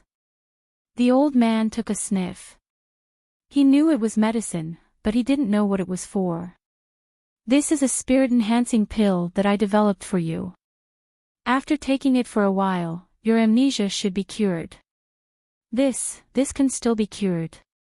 The old man looked at her in shock. Your symptoms aren't very serious. After eating this, you should be fine. She smiled. After telling him a few more things, she sat for a while before returning to the courtyard. The next day, before dawn, Fengjiu left quietly with Ling Shuang, heading towards the black market. Early in the morning, when the 8 Phoenix guards came to the courtyard to look for Fengjiu, they couldn't find her anymore. They originally thought that she had just gone out, so they didn't think much of it. Who would have thought that they would miss her for several months? When a luxurious flying ship flew over Yunhua City, the entire city was in an uproar. Even the king, Murongbo, in the palace, hurriedly sent people to find out what was going on. One had to know that even the country of Glorious Sun did not have a spaceship. Countries that owned spaceships were at least tier 6 countries or above, or only powerful forces could own such a flying instrument. After hearing the news, the palace guard hurriedly reported, King, the flying ship stopped in front of the black market. It said that it's here to pick up the ghost doctor. Pick up the ghost doctor. Murongbo was startled. He stood up and immediately walked out with large strides. At the same time, he shouted, Quickly prepare the horse. He still hadn't had the time to ask the ghost doctor for medicine, so how could he let him leave? Moreover, if he left, when would he come back? When Murong Yixian heard the news, he was also stunned. The ghost doctor. Was it that devilishly charming red-clothed man that night? Immediately, he came back to his senses and strode out. He was going to ask for medicine. To ask for medicine that could remove scars and restore his looks. Feng residence Feng Xiao hurriedly walked out. When the butler saw him, he hurriedly stopped him and asked, Master, your body hasn't recovered yet. Where are you going? Didn't you see the flying ship just now? It said that it's here to pick up the ghost doctor. I have to hurry to the black market and ask for some medicine that can remove Chinga's scars before he leaves. He pushed him aside and walked out. Without looking back, he said, if the old master asks, tell him that I'll be back soon. Master! Master! Hey, you guys, follow master, I'll go inform the old master. The butler hurriedly called a few guards to follow him while he ran to the backyard. What? He went to the ghost doctor to ask for medicine. The old man's eyes widened, his face full of shock. Yes. The patriarch's body hasn't recovered yet. If he ran out like that, I wouldn't be able to stop him. The butler said worriedly. Hurry, bring him to to me. Toot. So, and he to go to test one by one, they rushed to the black market. In a private room, several people were sitting and sizing each other up. I didn't expect the ghost doctor to be such a peerless young master. It's really better to meet him than to hear about him. Chapter 167. Fengzhou's lips curled into a faint smile. I'm flattered to have two great spiritual masters and a foundation establishment cultivator come and pick me up. Hearing this, surprise flashed across the eyes of the people in the room. They didn't expect him to be able to tell their cultivation level. However, they couldn't sense any profound energy or spiritual energy from his body. Then, how did he see through it? This is also to show how much our black market values you. Even if we're here to pick you up, we naturally can't neglect you. The middle-aged man said with a smile and cupped his hands. It's getting late. The flying ship is waiting outside. Please. He gestured for him to go ahead first. Fengzhou replied. He stood up and brushed the red robe on his body before walking out. Ling Shuang, who was guarding outside the door, was dressed in male attire. He was dressed in black with his hair tied up and a mask on his face. When he saw her come out, he followed beside her and went down together. At this time, the black market was already surrounded by people. They had heard of the ghost doctor before but had never seen her before. What kind of person was she? Therefore, when the magnificent red figure walked out from inside, the crowd cheered loudly after being stunned. Ghost Doctor! Ghost Doctor! It's the Ghost Doctor! Everyone pushed and jostled, wanting to go forward. However, the flying ship was surrounded by the black market's guards and they couldn't enter at all. Guan Shilin stood at the top of the black market and watched her leave. He didn't go near her because if he got too close to her, her identity would be exposed. Please. The middle-aged man gestured for him to board the ship. Fengzhou replied and stepped onto the flying ship. Ling Shuang followed behind. After they boarded the spaceship, it rose into the air and flew away from the ground, heading towards the sky. When Murong Bo, Murong Yishuan and Feng Xiao rushed over, they could only see the flying ship gradually getting further and further away. Not long after, it disappeared into the clouds. 3 days later, at night, in a hot spring behind the black market in Enchanting country. Fengzhou took off her clothes, took off her mask, and walked barefoot into the water. Her skin was also soaked in the water as she half squatted. She found a place to sit in the hot spring and placed her hands flat on the slippery stone beside her.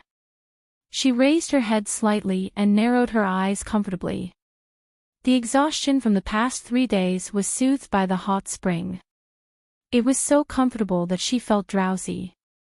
She had already set up a formation outside the hot spring, and Ling Shuang was standing guard outside. Therefore, there was no need to worry about anyone breaking in. Although it was comfortable, she knew that she could not soak in the hot spring for too long. Therefore, after soaking for about an hour, she prepared to get up. However, just as she was about to stand up, through the steam of the hot spring, she vaguely saw a black figure flash in as if he was avoiding something. This caused her body, which was about to stand up, to sink into the water. With the help of the mist, her body was covered. "Are you hiding from someone?" Her lazy and slightly hoarse voice sounded so indifferent, and even revealed a sense of calmness, as if the sudden intrusion of a stranger did not startle her.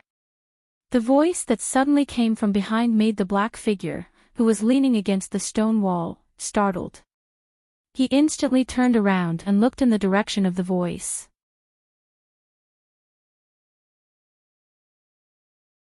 Chapter 168. Looking through the mist, he could only vaguely see a figure sitting in the water. He could vaguely see a pair of perfectly round shoulders exposed outside the water, as well as a beautiful and enchanting snow-white neck. However, due to the hazy mist, he could not see the face clearly. However, judging from the other party's calm demeanor and lazy and slightly hoarse voice, the other party was obviously a man. After all, if a woman were to encounter such a situation, she would have screamed out loud. "I'm sorry to disturb you."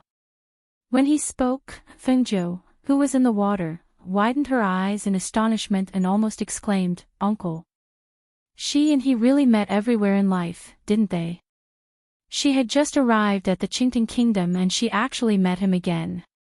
However, it was obvious that he did not recognize her. Thinking of this, she relaxed and leaned against the hot spring water. Looking at the figure standing upright by the side, the corners of her lips curled, revealing a teasing smile. "I was shocked. I thought that someone from the black market had sent a beauty to me. I didn't expect that it would be a man." Hearing this, Ling Mohan's brows furrowed even deeper. His deep gaze looked through the mist, trying to see the person clearly. However, the person's next words made his mouth twitch uncontrollably. His face immediately darkened. "You should know that I'm completely naked in the water. You're staring at me with such naked eyes. Could it be that you're interested in men? You're thinking too much, sir." His voice was a little stiff, but that masculine and magnetic voice was still so pleasing to the ear. Just as she was about to leave, she heard the sound of a search outside. She stopped in her tracks and suddenly turned back to look at the water. Just as she was thinking of how to get up, she suddenly saw him staring at her. She could not help but be startled. Suddenly, she seemed to have thought of something. However, before she could say anything, she saw him striding towards her. "Stop right there!" she shouted coldly. The mist could not block her vision at such a close distance. She was completely naked now. If he came closer, there would be nowhere for her to hide. Ling Mohan's footsteps did not stop, and he continued to walk in large, steady strides. A low and magnetic voice came out of his mouth. "As far as I know, there should be another life gate in this array, and it's right behind you." "Nonsense. Of course I know." Fengzhou's eyes widened as she looked at the figure walking towards her.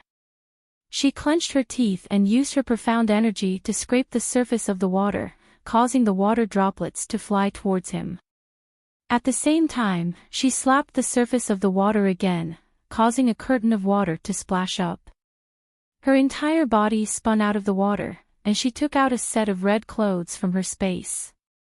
Using the curtain of water as a cover, she quickly put it on. However, just as the water curtain fell back into the hot spring, she put on her red clothes and landed on the ground. However, because she was barefoot, she slipped on the slippery stone and fell forward. Ah! She lost her balance and fell forward. She instinctively grabbed onto anything that could stabilize her body, but who knew that she would hear the sound of cloth tearing? She looked over in astonishment and was immediately dumbfounded. The uncle's pants were torn from the back, revealing the enchanting and eye-catching underwear inside.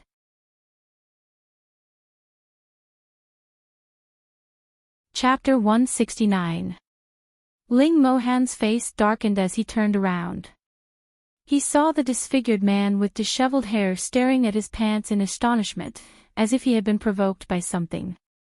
His mouth was wide open, and his hand was still holding onto the torn pants. Seeing this, he lifted his foot and kicked. Let go. Plop. She was stunned as she was kicked into the hot spring. After drinking a few mouthfuls of hot spring water, she flopped her head out of the water, only to see that the man who was standing there a moment ago was gone. Hiss. You kicked me again. Just you wait. She slapped the water angrily and walked out of the water.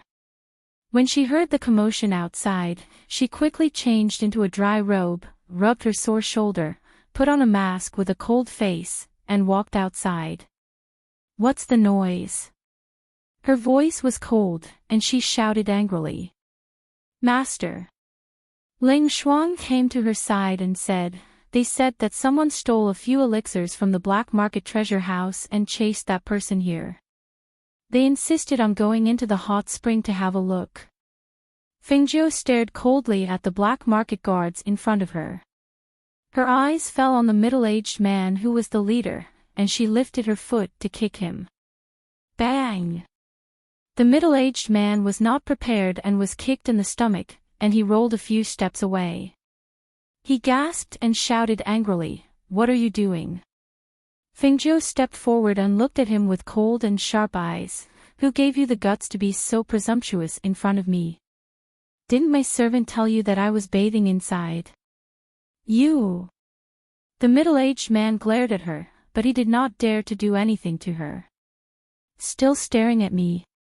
Don't you want your eyes? Her voice was cold, and her eyes were cold. Her words shocked the middle-aged man, and he immediately lowered his head, not daring to stare at her. Humph! She snorted and waved her sleeves, then walked into the courtyard. After the two of them left, the middle-aged man raised his head and clenched his fists under his sleeves. His voice was filled with disdain and contempt as he said, Someone from a small ninth-grade country really thinks he's someone important. If you make a fool of yourself tomorrow, I want to see what qualifications you have to be so frivolous. Back in the room, Ling Shuang saw that she was still angry. Thinking of the movement he had heard before, he could not help but blame himself and kneel down. This subordinate has neglected his duty, please punish me. Sitting by the table, Fengjiu poured a glass of water and drank it. He waved his hand and said, Get up. It has nothing to do with you. She lowered her head and said, No, it's this subordinate who didn't guard well and allowed someone to sneak in and disturb master. Even I'm no match for that person, let alone you. She said nonchalantly, Besides, I didn't lose anything. On the contrary, I took off his pants. Speaking of this, her face revealed a strange expression. Thinking of that red underwear, the corner of her mouth could not help but twitch. Ling Shuang, who was kneeling on the ground, could not help but raise his head in shock. All right, rest well tonight. She indicated for him to go back and rest. She poured herself a few more glasses of water and drank it while thinking. Seeing this, Ling Shuang acknowledged and left. The next day.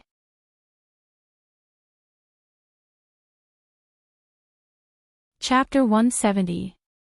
Fengjiu responded. Seeing that she was somewhat full, she put down her chopsticks and wiped the corners of her mouth. Then, she walked towards him. Let's go. Please. The middle-aged man's actions were respectful because he knew that the person in front of him was not an ordinary person. Naturally, he could not offend her. Although he was from a small ninth-grade country, he was not the least bit surprised or curious when he saw a flying ship for the first time. It was as if he was used to seeing flying weapons and could not arouse his curiosity at all. Moreover, after coming to the Green Tin Kingdom, he had displayed such calmness and elegance that no one dared to underestimate or neglect him. The middle-aged man brought Fengjiu to the main hall in front. After reporting to the inside, he said to Fengjiu, Ghost Doctor, please come in. Fengjiu walked in while Ling Shuang was stopped outside. The few people in the main hall did not hide the fact that they were sizing up the devilish red figure who walked in. Some of their eyes were filled with contempt and disdain while others were probing and judging. While they were sizing her up, Fingzhou's gaze swept past the few people in the main hall and landed on the person sitting in the main seat. That was a middle-aged man dressed in black brocade robes. His legs were steady as he sat upright. His entire body exuded the aura of a superior. At this moment, his sharp eyes were staring at her and sizing her up. "Sir, please take a seat," the middle-aged man sitting in the main seat said in a deep voice. He raised his hand and gestured, pointing to the first empty seat on the left. Fingzhou smiled and walked up to the first seat on the left. She turned around and was about to sit down when a force pushed the chair away. Seeing this, she glanced at a middle-aged man on the lower left. Seeing that the other party revealed a provocative gaze, she couldn't help but reveal a smile. She released a strand of profound energy from her palm, and the chair that was originally pushed back returned to its original position in the next moment, and she sat down calmly. Ga. The sound of the chair rubbing against each other was heard. Then, the middle-aged man on the lower left flipped his chair and fell to the ground. He exclaimed in shock. "Ah!" When the other people saw this, they couldn't help but reveal a smile and slightly avert their eyes. Seeing this, the middle-aged man's face flushed red. He stood up angrily and shouted at Fingzhou, "Do you know who I am? How dare you? How dare you make fun of me?" Hearing this, Fingzhou, who was sitting lazily, glanced at him and said, "Although I don't know who you are, I guess you're from the black market. They say that visitors are guests. Why? Is this how you treat your guests? You?" "Medicine Master Lin, Her Excellency the Ghost Doctor is right. Those who enter are our guests. We cannot be rude." The middle-aged man at the head of the table spoke. His deep voice carried a hint of authority, causing the embarrassed Medicine Master Lin to shut his mouth. At this moment, the others said, "President, look at him. He's still wearing a mask and looks like he doesn't dare to show his face. We don't know where he's from. How can we trust such a person?" "That's right, President. No matter what, we can't bet all of Enchanting Black Market's reputation on this person. Look at him, he looks so lazy, and I don't think he's old. How can someone like him take on such a heavy responsibility?"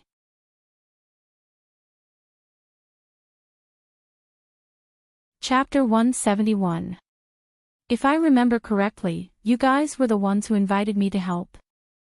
Fingzhou looked at them with a half-smile. "Why do you make it sound like I'm the one who wants to help you?"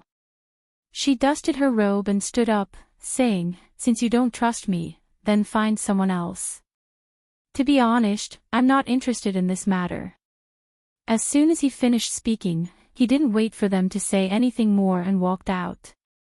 "Ghost Doctor, please wait." The man in the main seat spoke, and the guards outside the hall immediately stopped her. But just as they stopped her, they were sent flying by Fingzhou's sleeve. "Get lost!" With a cold shout, the two guards flew out and fell to the ground with a muffled groan. The few people in the hall also stood up because of her sudden attack. Someone shouted angrily and pointed at her, "Men! Capture this impudent brat! All of you, stop!" The middle-aged man in the main seat shouted in a deep voice. The guards who were surrounding him stopped and looked at him. Even the few people in the hall looked at him. "Get out!" The middle-aged man walked over and shouted at the surrounding guards. Then, he looked at Fingzhou and said apologetically, "Ghost Doctor, please don't misunderstand, I didn't mean it that way. It's just that this competition is no small matter. Our Enchanting Black Market has lost for 3 years in a row, and we can't afford to lose again. Also, the higher-ups have said that if we lose again this year, my position as the president will be over, so," he said with a bitter smile. President Ko. Feng Jiu looked at him and said, "Originally, I came to help because of the black market. But now that I'm here, President Ko, I'm very dissatisfied. If you still want me to help, then we have to talk about the reward." President Ko was stunned for a moment, then nodded, "Of course, as long as we win this competition, I won't mistreat you, Ghost Doctor." Hearing that, Feng Jiu smiled with satisfaction. "When is the spiritual medicine competition?" "It's 3 days from now." Feng Jiu walked in again, saying, "Then tell me clearly. That way, I can learn more about it." All right. President Kut saw the confidence in his words and his heart settled down. He told him about the elixir competition in detail. 3 days later today was the day of the annual competition between the pharmacists of Greenting Kingdom. Because the pharmacists sent by the black market of Greenting Kingdom had lost for 3 consecutive years, this year's competition was very important. When Fengjiu arrived at the location of the competition, the peak of Mount Qingnan, he could see that the entire mountain was packed with people. Because they were participating in the large competition, they directly arrived at the top of the mountain before landing, avoiding the densely packed crowd below. After getting off the flying beast carriage, Fengjiu's sharp eyes saw a familiar figure sitting in a conspicuous position on the stage. Seeing this, a strange look flashed across her eyes. She gestured with her chin and asked President Ko beside her, "Who is that bearded uncle?" "Bearded, uncle." President Ko was stunned. Following Fengjiu's gaze, his gaze landed on the tall man with a reserved aura. He couldn't help but smile, shaking his head. "Ghost Doctor, this is your first time in Greenting Kingdom, so you don't know that this person's identity is not simple."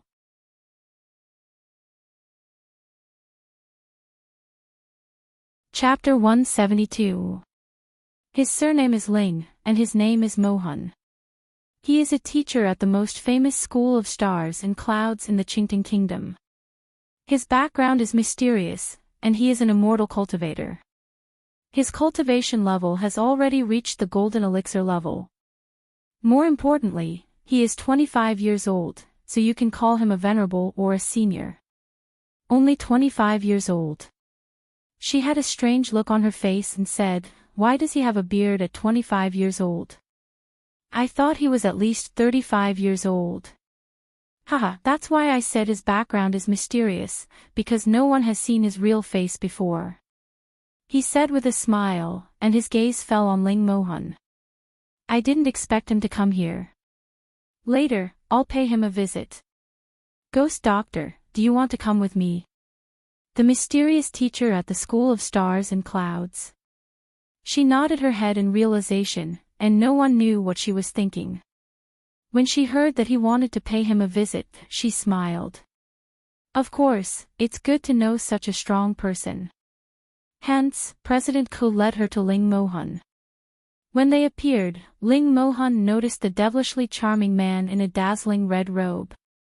He was no stranger to the red robe and the red spider lily mask, because these two things were placed aside in the hot spring that night.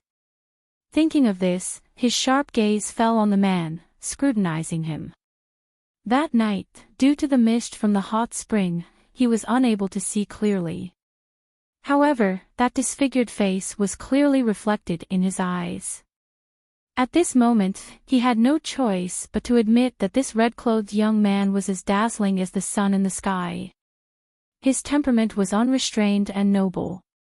Especially that pair of serene and smiling eyes, it was unforgettable. But looking at that pair of eyes, why did it feel somewhat familiar? "Teacher Ling, long time no see. I didn't expect to meet you here." "It's a pleasure, a pleasure." President Ku had already hurried forward to greet him with a smile. Hearing this, Fengjiu couldn't help but smile. If President Ku knew that the man who stole his precious elixirs was the bearded man in front of him, he probably wouldn't greet him. "So it's President Ku." He stood up and also cupped his hands in greeting. His gaze fell on Fengjiu as he asked, "This is He's a pharmacist that our black market invited to participate in the spiritual medicine competition. And he's called the Ghost Doctor. Because he didn't know what the Ghost Doctor's name was, he didn't know how to introduce her. Uncle Ling, Fingzhou called out in a crisp voice. Her eyes were filled with a sly glint, and the corners of her lips curled up in an infuriating smile. She said as if they were familiar with each other, "If Uncle Ling thinks it's hard to call me Ghost Doctor, then you can call me Ghost." Hearing the word Uncle Ling, Ling Mohan unconsciously stroked the beard on his chin and looked thoughtfully at the young man in red in front of him. There was a strange and puzzled expression on his face. Uncle. It wasn't a matter of a day or two that he had a beard, but no one had ever called him that before. However, that crafty little girl he met in the Jiufu forest also called him uncle. This young man in red also called him uncle. Could it be that he really looked very old? She narrowed her eyes and grinned. That's right. I'm only 15 this year. I heard that uncle is already 25. That's 10 years older than me. If you're not an uncle, then what are you?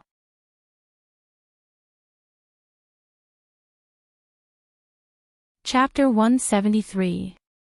He couldn't help but size up the masked ghost doctor in front of him. Because he couldn't see his face clearly, he guessed that he was in his 20s based on his words and actions. But who knew that he said he was only 10 or 15? At this moment, he couldn't help but wonder if it was the right decision to bet the black market's reputation on him this year. Just as President Ku was wiping the cold sweat from his forehead, Ling Mohan looked deeply at Fingzhou.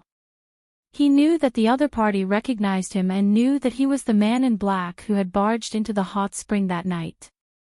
A middle-aged man walked over and glanced at Fingzhou in red with contempt. Then, he looked at President Ku and teased, 15.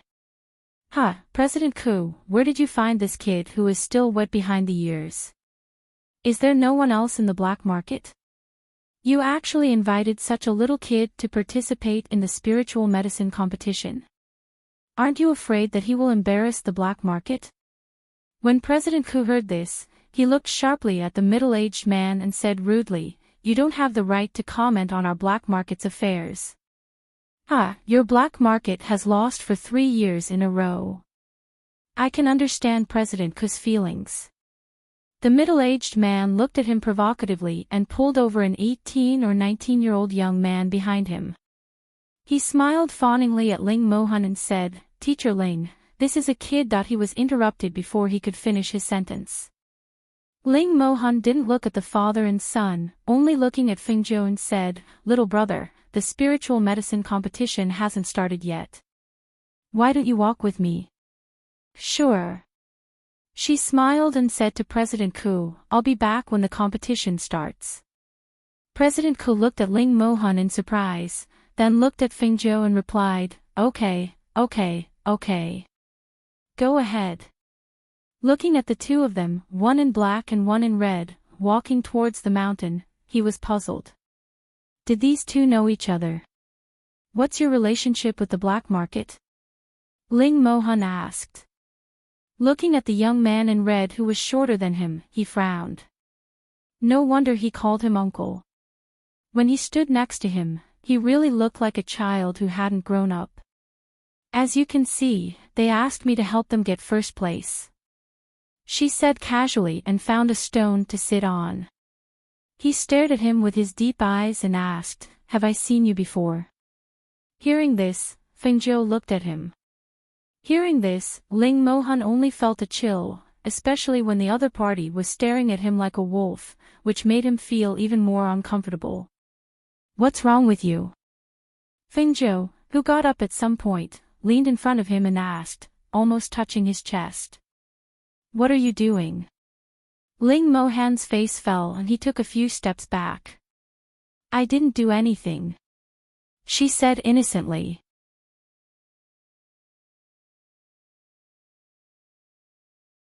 Chapter 174.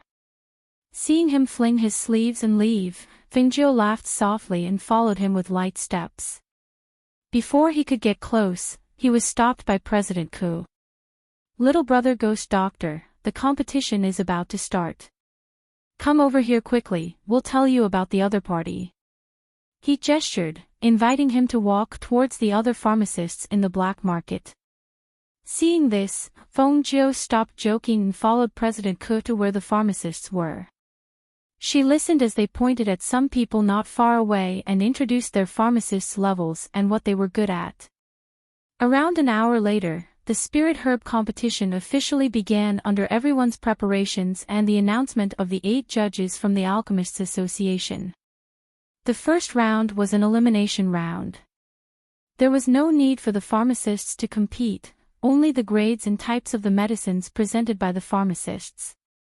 After each type of medicine was evaluated by the 8 judges, it would be evaluated as qualified or unqualified, and thus eliminated. Qingxing Pharmacy, pain-suppressing powder, too common, unqualified. City South Ruan Family, qi melting liquid, unevenly mixed, too strong, unqualified. Scattered Medicine Association, hemostatic medicine, slow effect, not good, unqualified. Hearing the 8 pharmacists from the Pharmacist Association saying that their medicines were unqualified, the crowd below became more and more nervous. Actually, the medicines that they could take out for the competition were those that they felt were qualified. But, in the hands of the proper Pharmacist Association pharmacists, they were picky and felt that everything was unqualified. They were so strict that their hearts were in their mouths, afraid that their medicines would also be unqualified. With this refresh, out of the hundreds of pharmacists who came from all over the world, only 30 were able to enter the second stage. Those who passed were all from reputable clans and powers. Among them, there was a pharmacist from the School of Stars and Clouds. "Little brother Ghost Doctor, with your medicine, the only ones who can compete with you are the pharmacist from the School of Stars and Clouds, and the old man from the Pharmacist Association." He gestured, and continued, "The pharmacist from the School of Stars and Clouds did not participate in the competition in the past. I don't know why he is here this year. As for the old man from the Pharmacist Association, he has been first for 3 consecutive years. He is the pharmacist of the association, and is 7th-level pharmacist. What about the pharmacist from the School of Stars and Clouds? What rank is it?" Her eyes flashed as a thought formed in her mind. Everyone said that it was difficult to enter the Academy of Stars and Clouds. However, if she entered as a pharmacist and became a teacher, wouldn't she be able to freely read through the treasures of the Academy of Stars and Clouds? The alchemist insignia on his chest indicates that he is a Tier 3 alchemist. His potioneering skills are above that old man's. Speaking up to this point, Guild leader Ku could not help but sigh. He already felt that it was impossible for them to win this year. If it was only the 7th-rank pharmacist, it would have been better. However, this year, even the pharmacists from the School of Stars and Clouds had come. This blocked his path forward. It seemed that his position as the president had reached its end. "Little brother Ghost Doctor, just do your best. Even if you lose to a rank 3 alchemist from the School of Stars and Clouds, it is not shameful." Fengzhou's lips curled into a faint smile. "We haven't even started yet. How do you know you lost?" Next, the second test will begin. The 30 pharmacists that have been selected, please come up to the stage. The words that came out from the stage caused the surrounding people to fall silent. They saw a messy pile of medicinal herbs on the long table on the stage. 30 pharmacists walked out from the crowd and went up to the stage.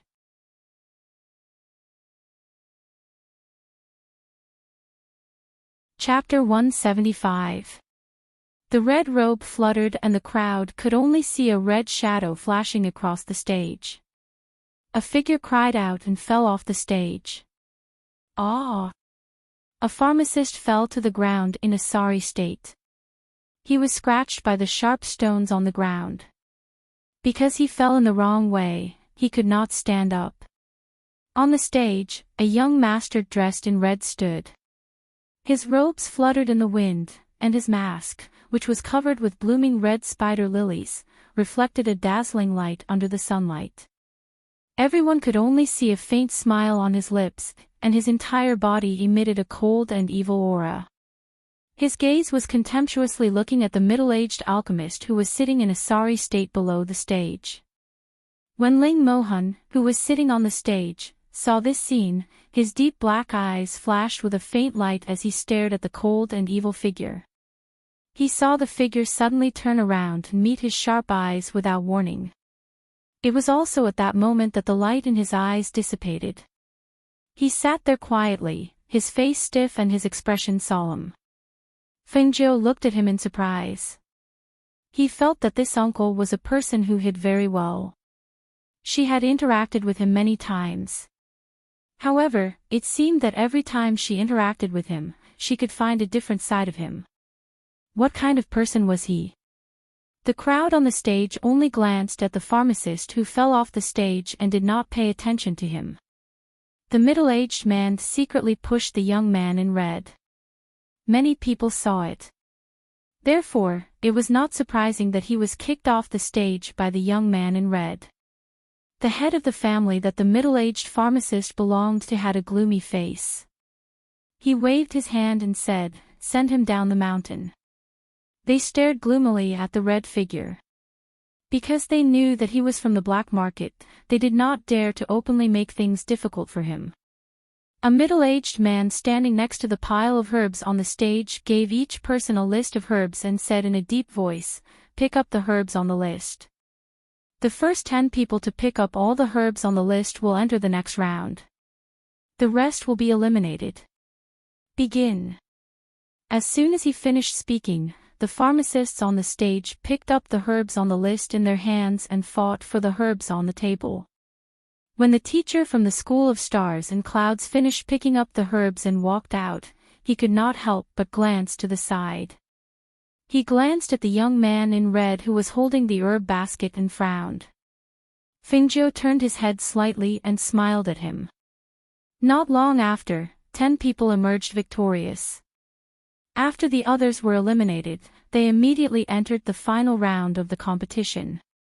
They had to concoct medicine on the spot. The higher the grade of the medicine, the less likely the winner would be. Looking at the dozens of herbs on the table, Fengjiu began to concoct them. Her concoction method was different from others. Even if others saw it, they wouldn't be able to learn it. That was because it was like a modern experiment. Layer by layer, it was processed and refined before it finally took shape. After she concocted a bottle of green liquid, she walked to the 8 appraisers of the Alchemist Association and placed the potion in front of them. "Please examine it. This is medicine. What a beautiful color." One of the female judges, who was in her 30s, looked at the half-filled bottle of medicine in amazement. She found it hard to believe. "Beautiful and elegant sister, this is indeed a potion. I'm not lying to anyone." She winked at her. Her seductive smile and smiling eyes made the 30-year-old female apothecary blush slightly, blush appearing on her face.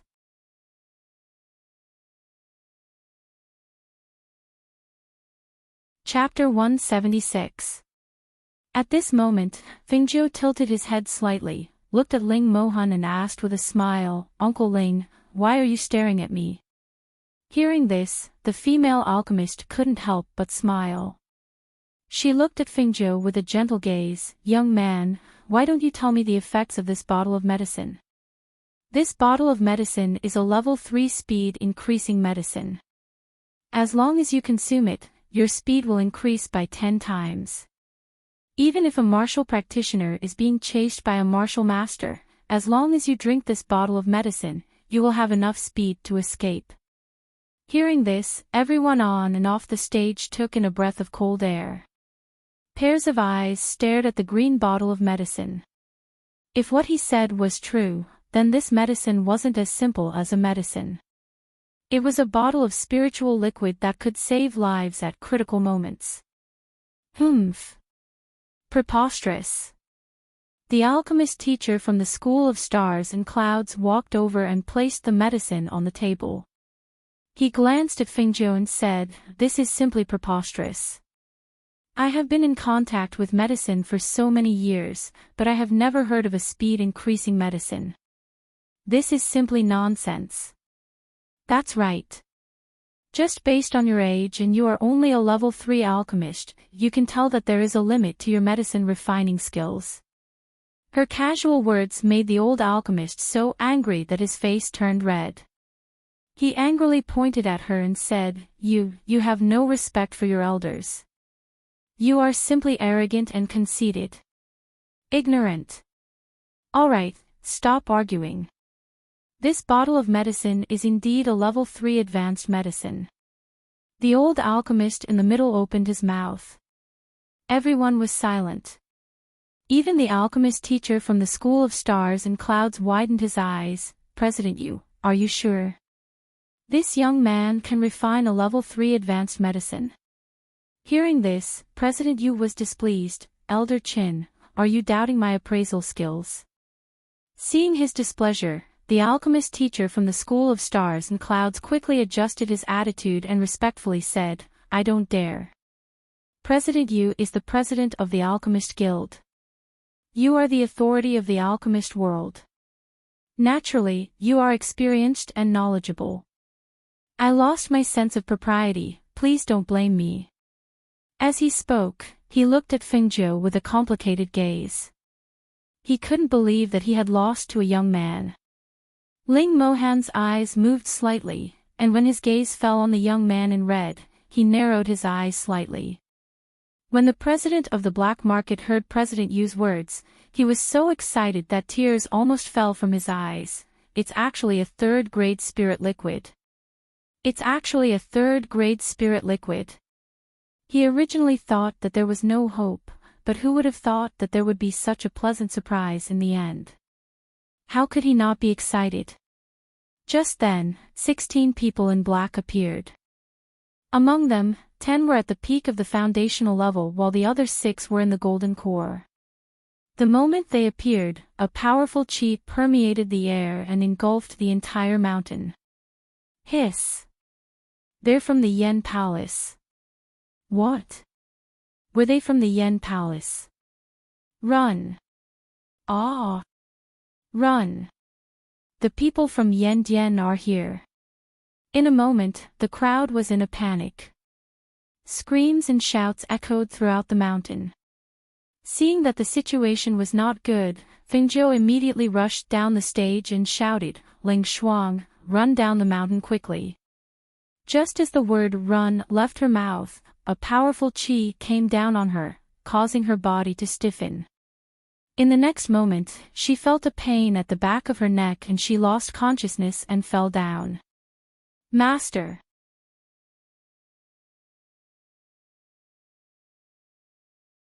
Chapter 177.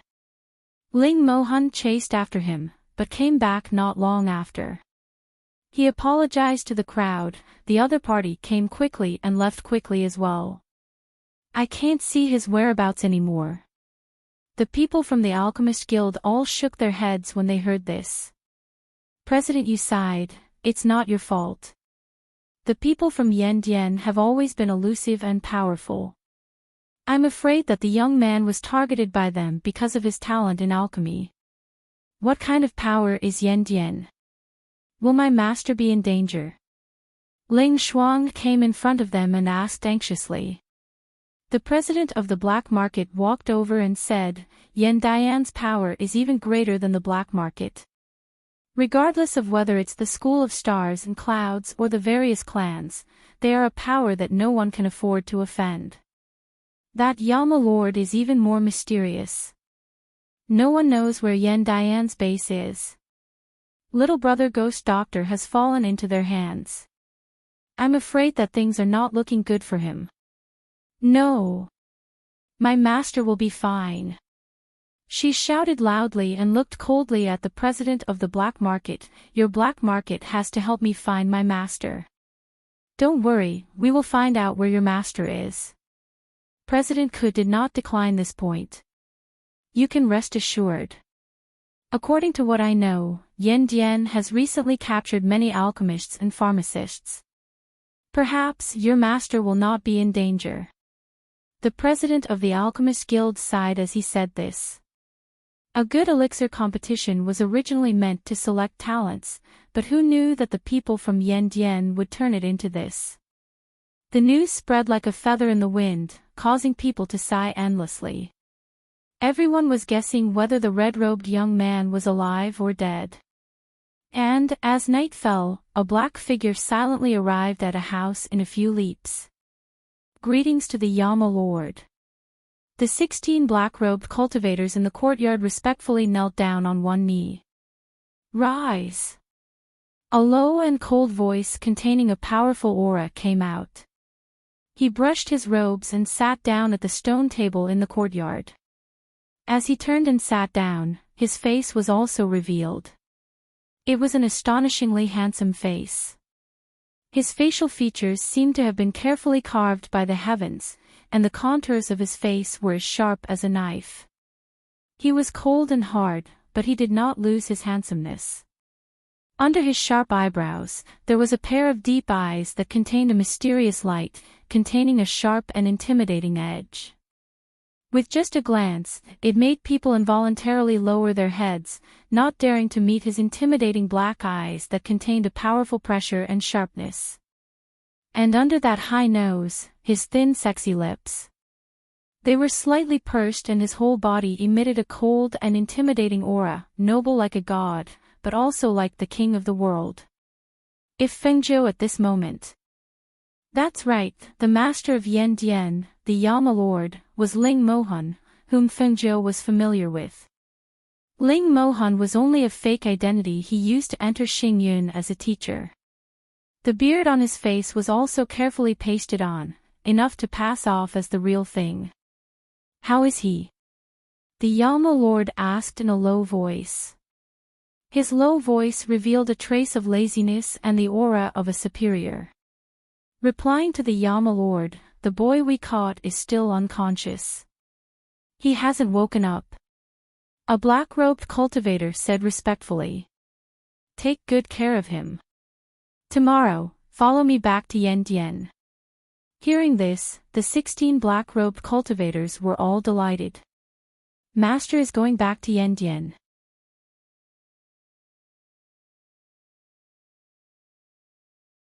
Chapter 178. When the 16 of them heard this, they immediately flew toward the back. Seeing this, the Yama Lord stood up.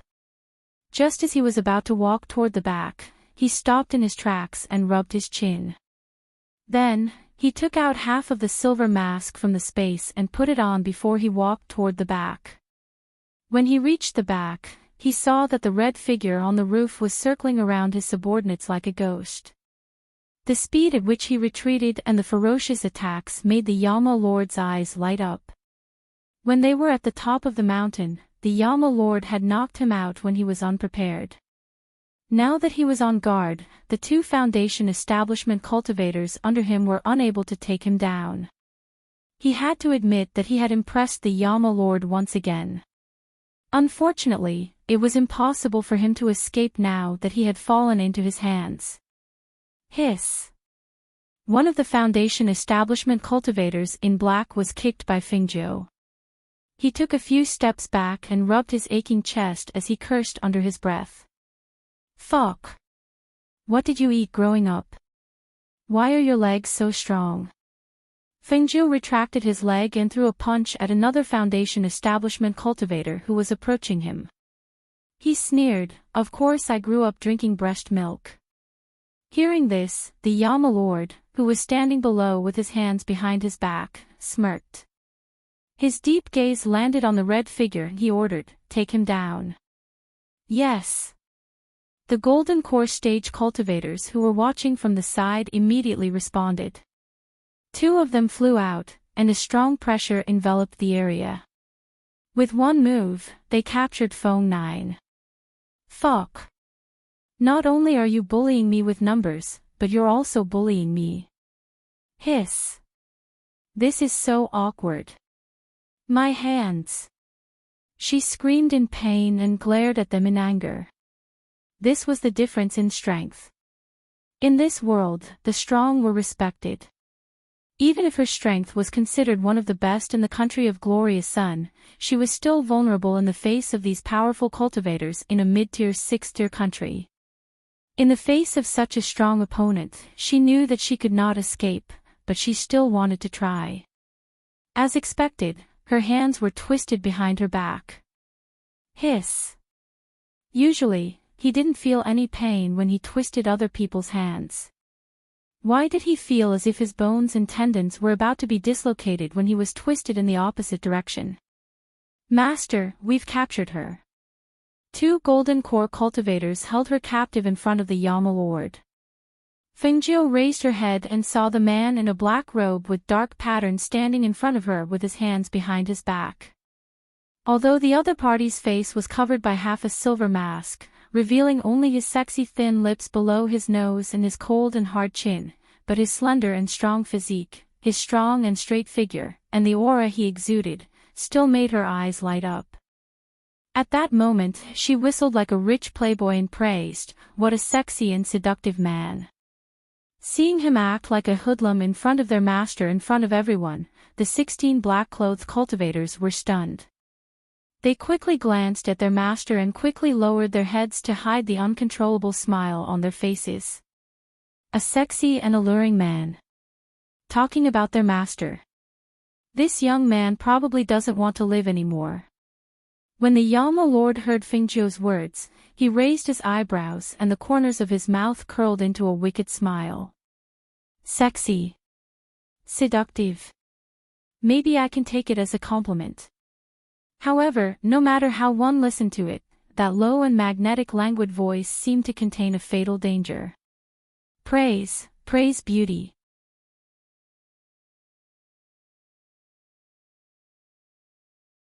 Chapter 179. At this moment, Fengjiu was slightly startled. She stared at the man in front of her and thought to herself, why does this voice sound so familiar? Could it be that I've seen this person somewhere before? That's impossible. This man's aura was so outstanding. If she had seen him before, she definitely wouldn't have forgotten him. Just as she was thinking, she suddenly saw the man in front of her shoot out a few streams of air. She felt her entire body go limp and she fell to the ground. Lock him up. If he escapes, I'll hold you responsible. The Yama Lord ordered in a deep voice. He flicked his sleeves and turned to leave. Yes. The 16 black-clothed cultivators respectfully responded and pulled up the youth who had fallen to the ground. After her body went limp, she felt that the Xian energy in her body had been sealed. Fengjiu's heart skipped a beat. She said, "My Xian energy has been sealed by your master. You don't have to pull me. I can walk on my own. Moreover, with you all guarding me, how can I escape? Ha, I advise you not to think about escaping. If you try to escape again, I'll break your legs." One of the cultivators threatened. He released her hand and said, "Let's go." Fengjiu, who was locked up in the room again, knew that she couldn't escape and didn't have any other thoughts. However, only she knew that the man had only sealed her Xian energy. He didn't know that she had spiritual energy in her body. In this way, as long as she found the right opportunity, she might be able to escape. However, before that, she wanted to understand why these people had captured her. Yama Palace. She didn't remember offending such a power. The next morning, Fengjiu was brought onto a flying boat. When the flying boat left the ground and flew into the sky, Fengjiu, who was originally sitting inside, walked out. She saw the man sitting at the bow drinking wine and was about to walk over when she was stopped. "Let him come over," the Yama Lord ordered without turning his head. Fengjiu walked over and sat down without hesitation. She poured herself a cup of wine and took a sip. She asked, "Whose life are you capturing me to save? Or are you coveting my alchemy skills?" Although these people had a strong murderous aura, they didn't want to kill her. Otherwise, she wouldn't have survived until now. As for her, she reckoned that the only thing that could catch people's attention was her medical skills and alchemy skills. Seeing his casual and calm appearance, the Yama Lord's eyes revealed a look of admiration. "Aren't you afraid that I'll kill you? If you wanted to kill him, you would have done so long ago." She touched her stomach and asked the guard, "Hey, is there anything to eat? Give me some food, I haven't eaten anything since yesterday." The guard glanced at Yen Zhu, and after receiving his signal, he walked into the spaceship. Not long after, he brought out a few plates of pastries and placed them on the small table. "Yama Yama's, the Yama Lord's eyes, eat slowly, there's more, there's, of the Yama of Yama, Yayama. Cough, cough, cough." It would have been better if he hadn't spoken, but as soon as he spoke, Feng Jiu was so shocked that she choked. The pastry was stuck in her throat, unable to go up or down, and her disfigured face flushed red. The Yama Lord frowned.